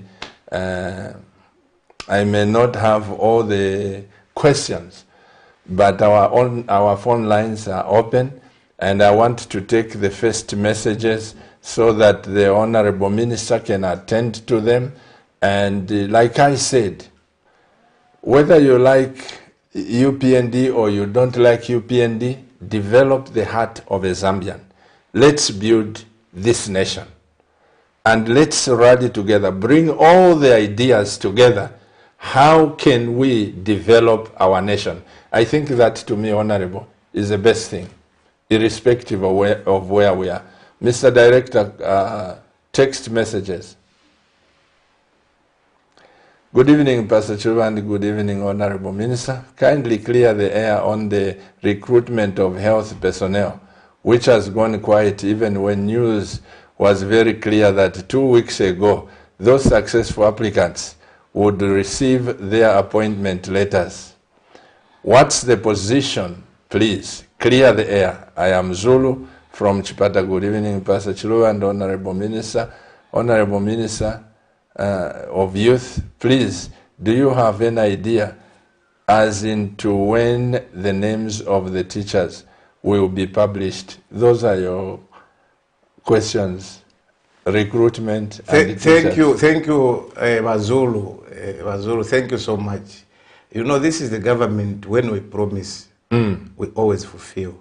And I can assure you, very soon, those people who have been selected will be able to get their letters of offer. So the 30,000 teachers, the 11,200 medical personnel, definitely will be able to be given your offer letters very soon. That I can assure you. For those that are saying that, again, some people may say it was the ox. Remember when we are campaigning, one of the promises that we had promised our people is to create jobs and job opportunities. And this is what we've exactly done. We've created jobs close to 41,000. That's 41,200, isn't it? We have also created job opportunities for our people. Which these opportunities? For me, I think let me explain a little bit. You know, when we employ teachers, 30,000 plus 11,000, do you know also that there are also job opportunities that have been created out of those jobs created? Because a teacher will not be able to, for instance, to nurse his child when he's at school. What will she do? She will employ the maid, isn't it?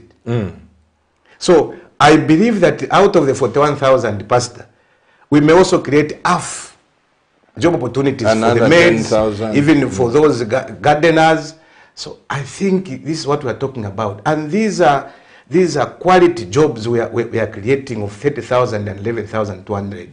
And mind you, we have been so clear that it's not only this year, because these will start this year. These will start this year. They will start. I want if this year passes without these people starts work, Pastor Chiluba, call me on another program to come and explain why. Because I know that very soon they will be able to receive their letters of offer, and they will start work very soon. You have assured them. And next year will be employing. In fact, this is the government that will be employing even around ZNS. We're going to employ those ZNS officers. We are going to employ officers in the Zambia Army, police officers. So just wait for us. You people, we are promised you jobs, and we are bringing jobs, quality jobs for you. That we can assure. So you are saying Rome was not built in a day? Please, patience pays. In fact, they say a patient dog eats the fattest bone. So please, let's pick up this call. Hello, good evening. Good evening. What's your name and where are you calling us from, sir? My name is You are who? Albert, my son. Albert calling from Solwezi. Yes, sir. Please go ahead and contribute to the nation. Thank you very much. man of God, Bishop Turo. Yes, sir. The only thing that minister is the recruitment of workers. They are very anxious, and not only that, so I would like to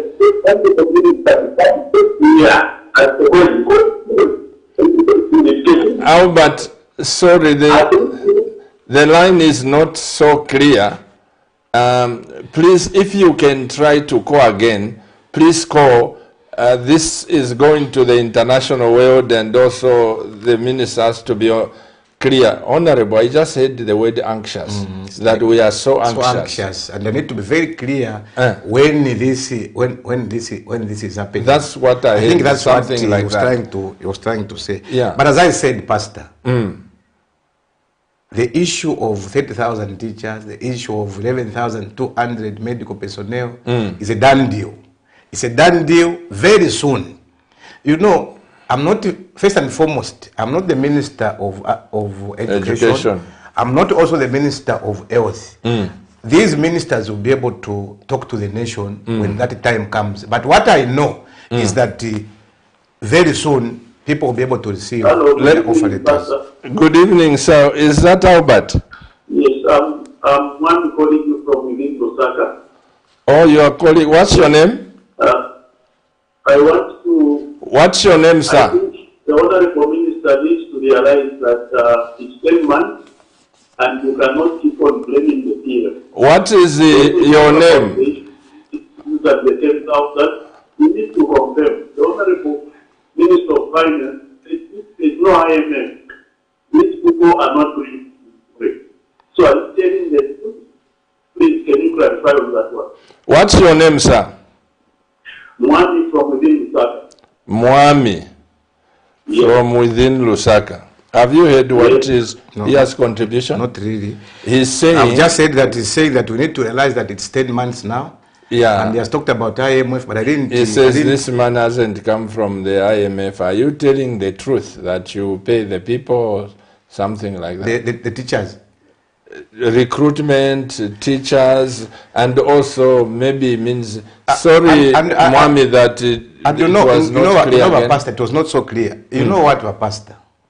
First, I want to say that it's like people have been hoodwinked by what they hear, especially from the other quarters.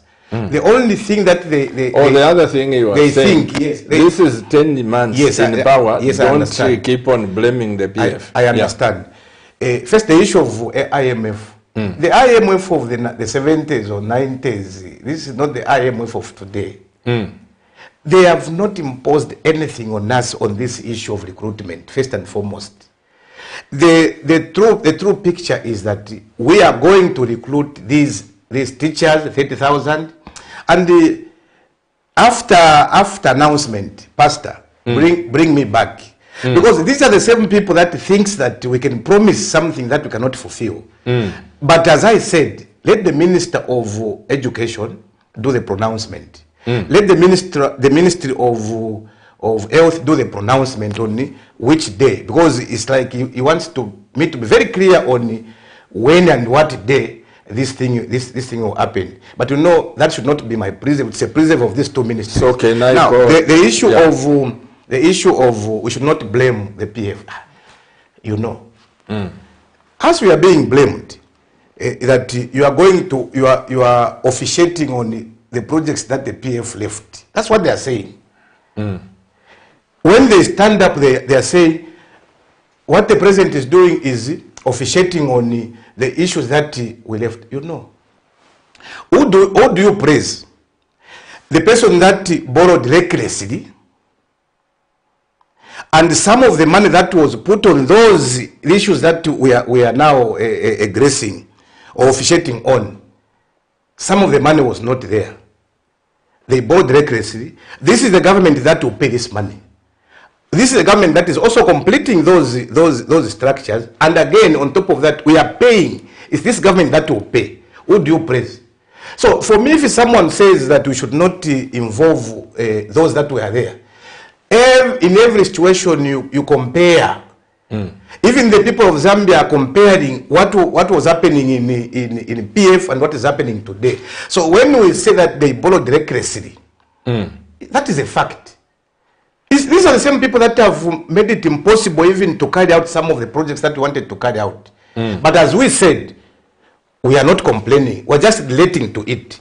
But we are going to make sure that we fix this economy.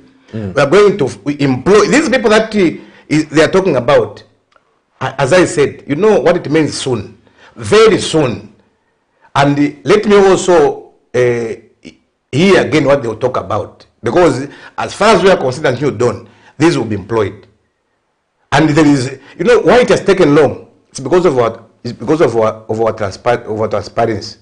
If it was in the previous regime, even when you say I should not refer to it, my friend, I want to tell you that the ministers, those people that were connected, those were near to the corridors of power, would have been the people that would have employed these people. You remember, Pastor Chiruba, that there are people that we are grappling with now, those that had paid the 15,000, 20,000 quarter to the cadres, just to be employed in the civil service.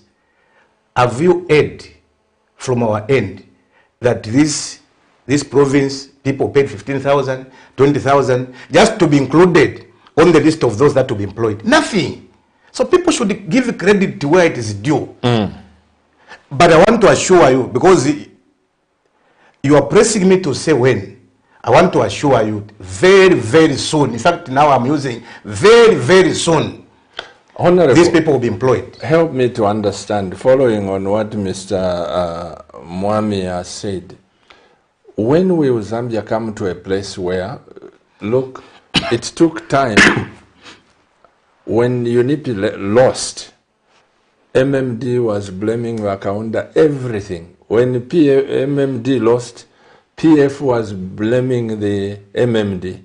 When PF has lost, UPND is blaming the PF. When, in your own words, when do you think we'll come to a place where we say, okay, these mistakes we have made, Zambians, let's come together? Do you ever see a situation where if UPND loses, do you see another government coming without saying, no, let's not talk about UPND, let's start building? Not until, Pastor, we reach that bridge, we'll be able to know what these people talk about. But you know, truth be told, you and me knows, even those people that have caught, they know that we have a mountain to climb because of the debt. Because of the debt. So obviously, this is an issue that needs to be sorted out. Adu doesn't know that the PF overborrowed. Do you know that we had about $1.5 million as debt? 1.5 billion or million? Billion. 1.5 billion as debt. Just after EPIC. I think we had between 1 million and $1.5 billion left as debt. Now, in the few years that our colleagues have been in office, we are now grappling with 20 billion. 20 billion. We can't, are you sure we can't talk about it? We can talk about it. But as we talk about it, I think our narrative for us is not how they are perceiving it. What we've said is that there is this problem, but we're going to fix it. That's what we are saying. So even when we are saying we found this, we are saying we have a solution. So you are aware the president has been talking about, the Minister of Finance have been talking about how we're engaging IMF and the other creditors. You are aware.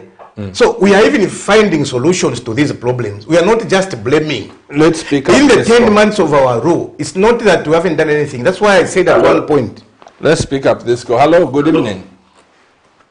Hello, Pastor Chiruba. Good evening, sir. What's your name? Again, I'm back. Who? What I was saying, Honorable Minister. Yes. The Minister of Finance, was on the media saying, Mwami. if we don't get the IMF package, it will be difficult to fulfill part of the government's program. And some of the areas they highlighted was the recruitment.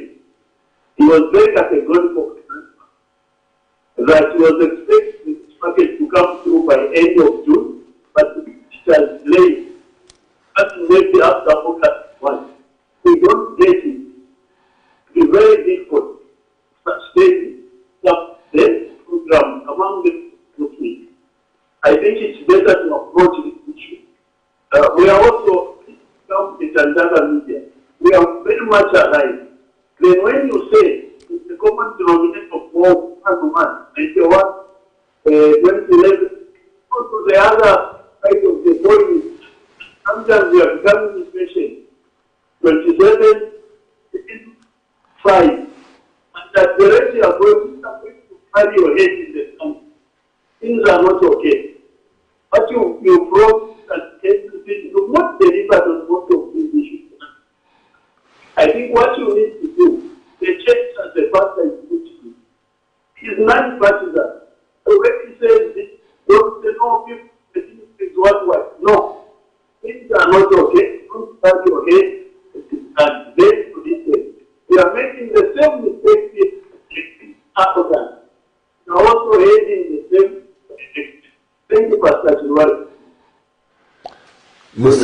Mr. Mwami is saying, where I heard so clear, but... no, I think I've heard him. About what Honorable Mosokotwane is on record to say, if we don't receive this money from IMF, it will be difficult for us to employ this. He says it's on record on that. The narrative that was used, if we do not receive the money from IMF, is different from what is putting it. The recruitment of 30,000 teachers was budgeted for by pastor. So what is he talking about? This was budgeted for. All we are waiting is my final touches, the money is there. Okay. So if he's saying that until IMF then that is not true. That's why I was saying people should not mislead this nation.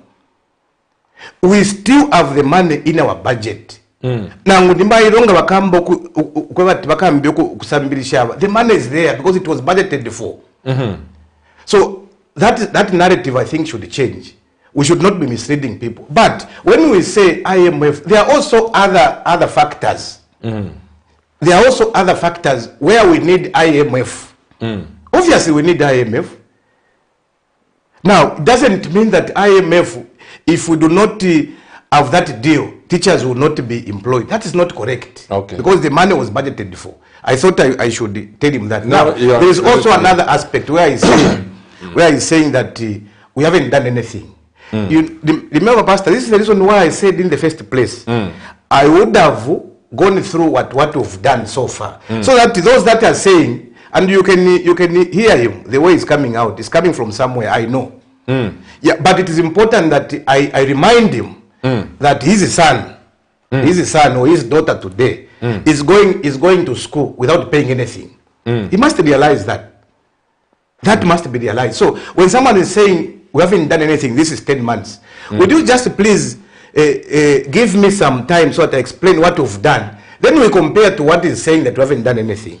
Why don't you come back on the Honorable? We've got a few minutes, and I've got one question here. Okay. Before people come up. Is it true that Zamtel is about to be sold or what? No, that one I can't confirm. Is it for sale? And that the process is there or not? I think what is true is that it will be difficult for me to confirm if Zamtel is being sold or not. I think it's better that the minister of Science, Technology and Science will be able to handle that. Not the Minister of Finance? Yeah, because it could be the Minister of Finance, also the Minister of, because Zamtel, I think it was under the Ministry of Technology and Science. So I think they will be able to handle that issue properly than speculating. Because there could be some speculations, and if we also start speculating, then we are misleading the nation. Okay. Well, I pray to God that, again, I'm coming from the fact that, Honorable, several times, the church is not just what you see in Zambia. There are people out there with a lot of money who can help this government. We also appeal to our quarters, please come and help our nation. Like me, my wife can tell you, whenever I'm speaking to these billionaires, millionaires, or whatever, I am here for Zambia. And I thought, if Zamte will be sold again to Lap Green or any other country, can I float a suggestion that it be given to Zambians, because we can raise that money to save our nation so that certain projects are not going to foreigners. Again, I say this in the interest and love of this nation. Don't start moving with Panados as government, ministers, and my president there, HH. There are those who mean well, who mean well for you, Honorable, to help you. Don't carry the burden alone. Zambia has 18 million people. Just like the president said, his hands are open to other people. Some of these things involve the nation, Honorable, so that we don't give even one platinum to some foreigners. We can develop. I'm just appealing again. In fact, what is clear, Pastor, is that we always is this you there? We always appreciate your. There's a call. Okay. Yes, Honorable. Yes, I was saying that we always appreciate any advice that is coming to government, and I always say that we do not have monopoly of wisdom. There is a call, Honorable. Let's pick up this call. Yes, sir. Yes, ma'am. Hello, good night. Good evening, sir. Yes, good evening, Honorable Minister. Good evening, thank you. What's your name, sir? Mushanga, Nectar. Mushanga from where? Would like to. I'm calling from Sparta. Please go ahead and speak to the nation, Mr. Mushanga. Yeah, from Sparta State, I happen to be one of the WPC members. We did all the work in terms of paperwork, but we are told to say no, there are other things that we are supposed to do. So our main question is about the student development part where people are supposed to go for training. Up to now, I'm sure it's about 2021. You haven't accessed the CDF? No. Why? Like the CDF system says, no, we have sent papers to the staff. We don't understand how the procedure. But that all work was done in terms of grants, funds were approved. Okay, the Honorable Minister can help. That is a man sitting on the committee in Chipata Central. He says they haven't accessed any CDF money. There are two things here: accessing and also executing the projects. Maybe I wanted also to ask him if the money that we are talking about is sitting in the CDF account in Chipata, which I believe so. The money is there. Maybe the approvals. Maybe for us we are so quick to get our projects approved by the Ministry of Local Government. That's why we are able to pay to this trade schools and also to secondary schools. Because you are in the cabinet as No, it's not that not that I'm in cabinet, because I'm not even there. But I know sometimes when you have the town clerks or secretaries that knows what they are supposed to do. Sometimes you can be ahead of your friends. Yeah, and it's not that I'm in cabinet, because even in Chipata Central, I'm sure that Chipata is talking about. If it's Chipata Central, Honorable Mutoropiri is part of cabinet. It's part of cabinet. So if you say that because I'm cabinet, and another cabinet minister is not accessing those funds and executing those projects, then it may mean that maybe those that are at the local authority are not doing their job properly. So I think I will talk to Honorable Mutolo and also ask why they have not accessed this. There is this that has been written on my line, Honorable, Says, good evening, Pastor Chiruba. Good evening, Honorable Minister. Let me read it. It has come on my private line. It says, thank you for appearing on this program, Honorable Minister. I need you to take an inspection of our Heroes Stadium. My kids had sports last Saturday. There, my God, that stadium is in filthy state and extremely dirty, such that even the ones who built it, if they were to visit, they would cry that what it has become now, or what Zambians have done. Please put maintenance system in place. Things are falling apart and the toilets are in a terrible state. Please, let's clean up the stadium. Such an embarrassment. This is coming from Bobby Sikala. Bobby Sinkala? Sikala. Okay, no, in fact, a pastor, that is what is obtaining. That is what obtaining. But I think this could also be attributed to the poor workmanship that was done by those that were given that contract. You know, if you compare Mwanawasa Stadium and Heroes, these are two different stadiums. Really? Yeah. I just see from outside. Yes, yeah, from outside you'll be able to see like, in fact, when you go to Ndola, Mwanawasa, even from afar, you'll be able to see that something is clean and it's clean. But again, as I said, it has been attributed to the poor workmanship, first and foremost. That was done at Heroes Stadium. By the contractors. By the contractors, compared to what happened in Mwanawasa. But again, you can see the Mwanawasa Stadium was done during Mwanawasa's. In fact, Mwanawasa's reign. Then it came into Rupia Banda. Something like, yes, I think so. So there, people were very serious to monitor what was happening. But no, the stadium that was done in our colleagues, though they don't want to be mentioned, I think the workmanship was very, very poor. But having said that, we are putting I think plans in place that we have put up a management now, and very soon they will start looking at that. And if you have seen, we have started even maintaining the stadium. We've started maintaining it. Yeah, but I think we need to have a very clear roadmap on how best that stadium could be rehabilitated to the fullest.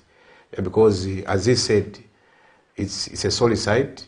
Yeah, but we are doing everything possible to make sure that we clean it and also putting the best managers in place. Just to give you the stadium to Cabinet Stars, I'll clean it up. Honorable Minister, let's take some few messages so that you can, one after another, Mr. Director, may I have messages? When we talk about unity in the country, what people are we expecting to unite? PF and UPND people or who?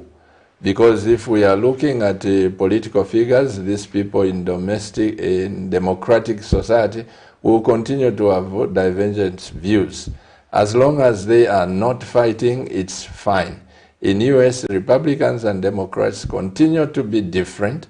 For me, it's better to begin to confess Zambians are united, not disunited. It's just PF and UPND officials and those supporters. I agree with him. When we say we are divided, it's just on political lines. Good evening, Pastor, and good evening, Honorable. When are you going to empower the youths under your ministry? This is June to July, and nothing is happening apart from 5 fuel tankers per province. You promise that the fuel tankers will be disbursed in 2 weeks. As youths, we don't want to hear stories again. Another concern, how are the youths going to be working with those tankers? You answered to this one, Honorable. You can just jot it down. You have heard this. Yes. I want to take up 2, 3, 4 more before we close. Good evening, man of God and Honorable. Could the minister explain to why those who retired from government in 1999 and to date they have not gotten their dues despite the announcement from the president that monies have been released? This is Ken from Mazabuka. You've heard also this one, the people who retired in 1999 and they've been promised. Nice program, Pastor Chilubanda. Honorable NKANDU, I wish to propose that the UPND government through the Ministry of Information makes a program to communicate on what government is doing so that we move with you. Else, we may think there is completely nothing you are doing. Have some paid for program besides the normal TV channels, programs to make your voice louder, because the opposition sounds more louder, I suggest. This is Juvenalis Tembo in Katete. Let me take up the last two, Honorable, then you can answer. Okay. Or my directors moved, you can answer those. The issue of the tankers.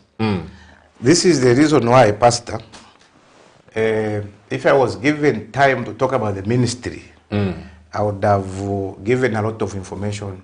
Yeah, but thank you so much. Come back specifically on the ministry. On the ministry. Yes. And it should be soon. Yeah, it should be soon. Some of the issues for not me, forgotten. For me, I like interacting with the citizens. Now, answering to the issue of the tankers, yes, we still maintain that it's 5 per province.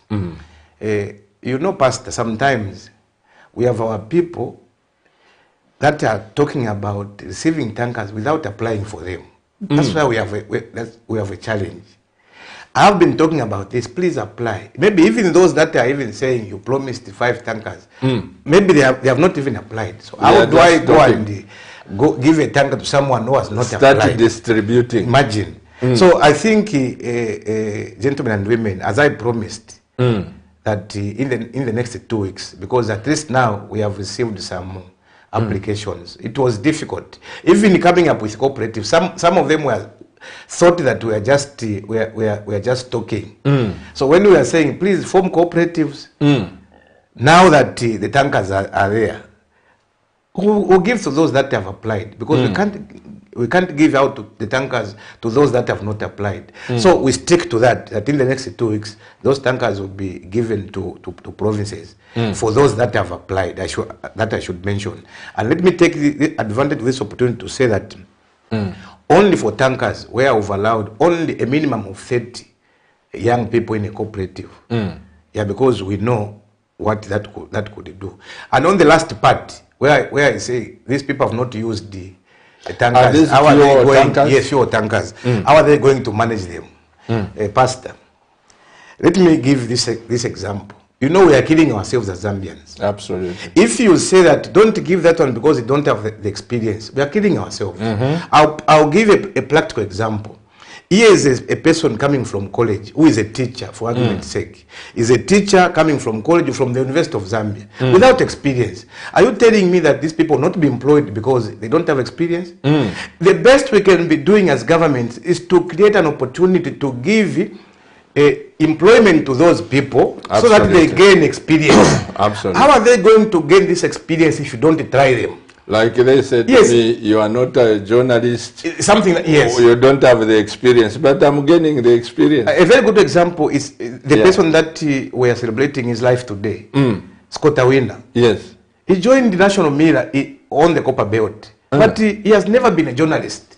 But because he liked writing and also reading, he was the editor there, and he did very well. Now let me just finalize on this one. I don't subscribe to a notion where you say if you want to employ a person, you are even saying with 1 year experience, 2 years experience. How are they going to gain that experience if you don't give them opportunities? So I think our preoccupation should be, we give these tankers to these people, then those experience will be created when they start working. Now, this is a situation. We are not so foolish. we know that these people have not used tankers before. So what we've done, those that we've given out tankers to, those that we'll be giving these tankers to, we will incubate them to an oil marketing company. I think people need to understand this. We are going to incubate them with an oil marketing company, those that have been in business before. Then they will grow together at a certain period when we know, and they themselves know that they are able to be independent. That's when they will be detached from this oil marketing company. But they will be getting profit. Yes. Those, they will just assist them, one, to give them capacity. They will build the capacity, and also they will assist them paying back the money to the ministry. Then after some time, maybe 1 year, if they choose to be independent, because by then they would have known what is really obtaining in the oil marketing industry. That's what we are doing. So we are not so scared of giving out these to cooperatives, because we know that there will be built, there will be an inbuilt capacity through those oil marketing companies. So people should not worry about that. We've taken care of that. The issue of those that were retired in 1999, this is where you people, you need to give us credit. We used to see people queuing at the Ministry of Justice. You remember that? We covered it. People used to be soaked at the Ministry of Justice. For months. Today, go at the Ministry of Justice. You will not find one who is queuing for a multi-term. You know, when we came into office, this is something that we need to be given credit on, what we've done. If I was given that time, I would have said, where we have done quite good is the issue of those that have retired. A lot of people have received their dues. A lot of them, they have received their dues, including those in the councils. Remember, the president at one time had to challenge the gathering in Mpongwe. Those that were working for the councils, if at that gathering we can even find one who has not been paid, because he wanted to know if this money is really getting to the people. There was no one. Yes, I'm not saying that everyone has been paid. Get me right. Not everyone has been paid, but a lot of our people that had worked for this country, who had suffered for this country, have been paid. A lot of them, and will continue dismantling this money, so that at the end of the day, we'll have no one who may complain that they have not received their retirement packages. Otherwise, we have done extremely well in paying those who are retired. Paid up programs. Again, I think it's a very good suggestion, because I know our young people have been sniffing for information. Not only the young people, even the people like him who had called in, they are sniffing for information. That is very true. And that's what we found, and we need to fix this. Because there are a lot of things that we are doing as government which our people may not know. So the more reason why, Pastor, we are coming to you. When you invite me to come on this platform, I'm always available if I'm in Lusaka. Because I want to interact with people, and also to give knowledge and information to what we are doing. Like the issue of the retirees, I think we have done extremely well on this one. The issue of free education, we are doing extremely well. Though there are also teething issues that we don't have desks. Now the classrooms have been overcrowded, and for us that is a good thing, because our policy is working. We used to see these classrooms empty. Now these classrooms are full, meaning the free education policy is very much working. And only thing with business to Zambians. Yes, even now we have to do the desks. Correct. What we now need to do are these cooperatives that we are telling people to form in our constituencies. Let these now cooperatives now start making these desks, because the president is on record saying that Pastor Chiruba is in Lusaka will not go to Kaputa in my constituents to go and make desks for Kaputa constituents. We want those cooperatives, those that have been formed in Kaputa, to start making these desks. That's empowering Zambians. This is what we are doing. So people should not say that we're not doing anything. On the paid up programs, I want also to say that I will be coming live on ZNBC Radio 1. So that we cater also for the rural parts of the country. Yes, today I'm at Camunet. That other day I was on another, because I've been moving from one mid house to another. I think this is the fourth one. I've been at movie TV. I think last week. I've been at Diamond TV. Yes. I think ZNBC. You are yes, moving. I am moving because we want our people to access this information. But we know we've done, again, we have also paid to ZNBC Radio 1. And you know, people need now to clap for us. Because if it was previously, they would have just dictated that we need to use ZNBC. But you know, they have also people to pay there. We paid the way any other individual can go to ZNBC and look for airspace. That's what we've done as a ministry. And we've paid for 13 weeks. So every Sunday, we'll be coming live at 6:05. Every Sunday. That's a very good closing remark, Honorable. I'll bring the bill tomorrow. 6:05 to 6:55 or 6:57 somewhere. So that we talk about the youth, we talk about sport, we talk about arts. Because in my ministry, it's like we have 3 departments. Every Sunday. Oh, every Sunday. Every Sunday. Please follow us on ZNBC Radio 1. Those that want to listen to the Ministry of Youth, Sport and Arts, and we'll be bringing a lot of information that you appreciate what we've done as New Dawn government. Amen. Honorable,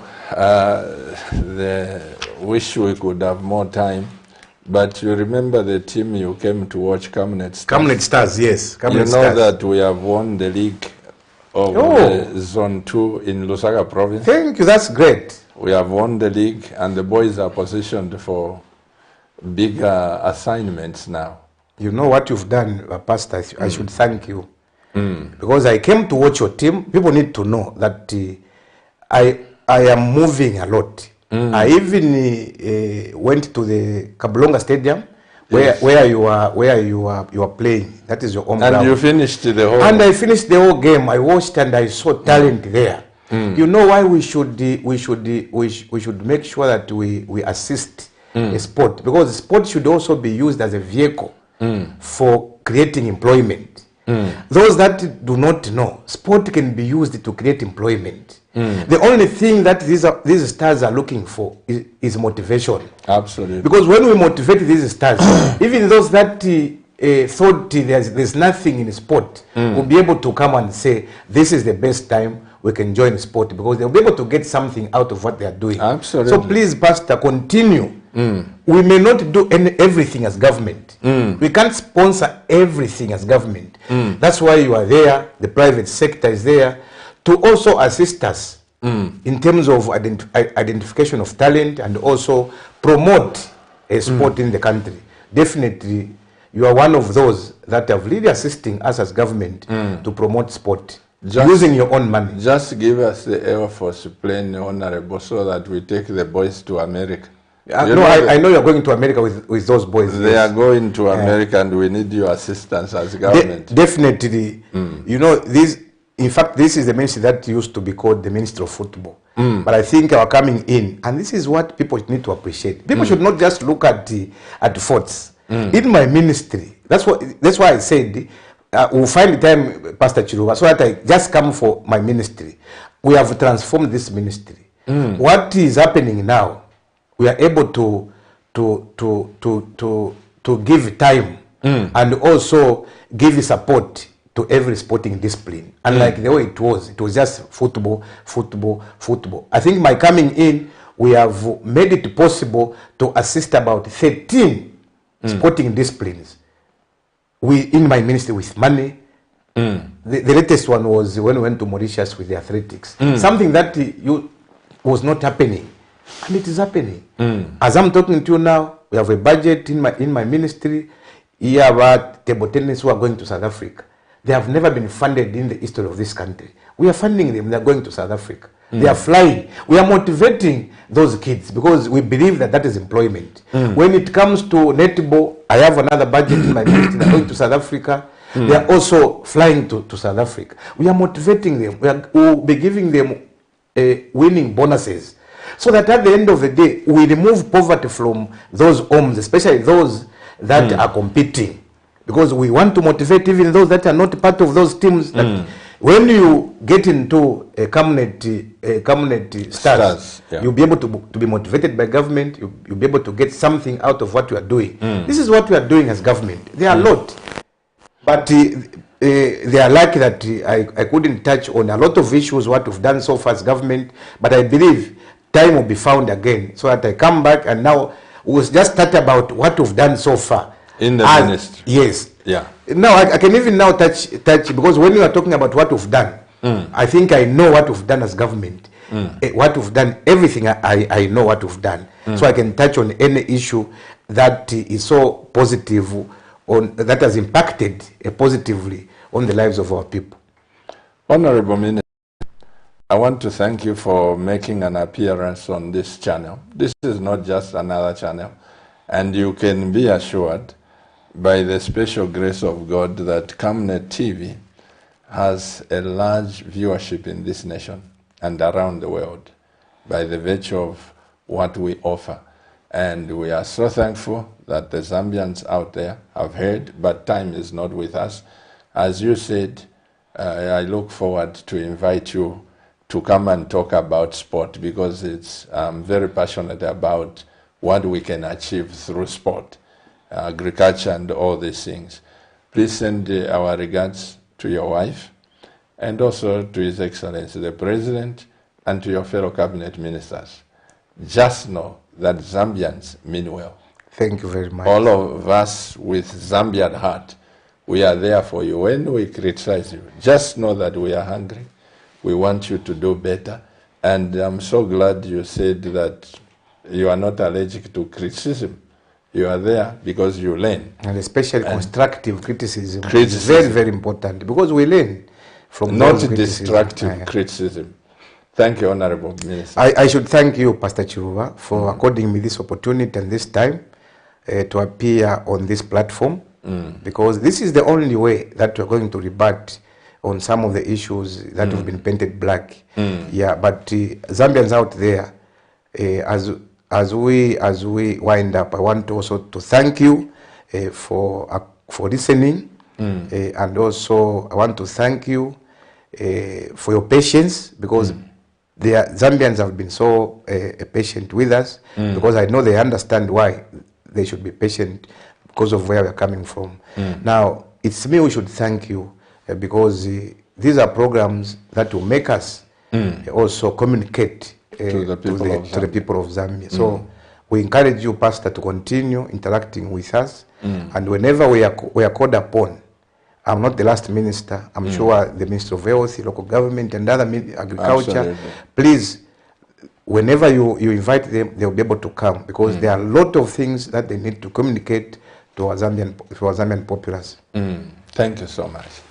Well, dear CAMNET TV viewers, you have heard from Honorable Minister ELVIS NKANDU, and it's been a long night. On behalf of my wife, Pastor Victoria Chiluba, the CEO of this great television station, on behalf of the technical people that are keeping the wheels of this station turning day and night, and the leadership of the Healing Word Ministries, I'm very grateful. To you, CAMNET TV viewers, you are amazing.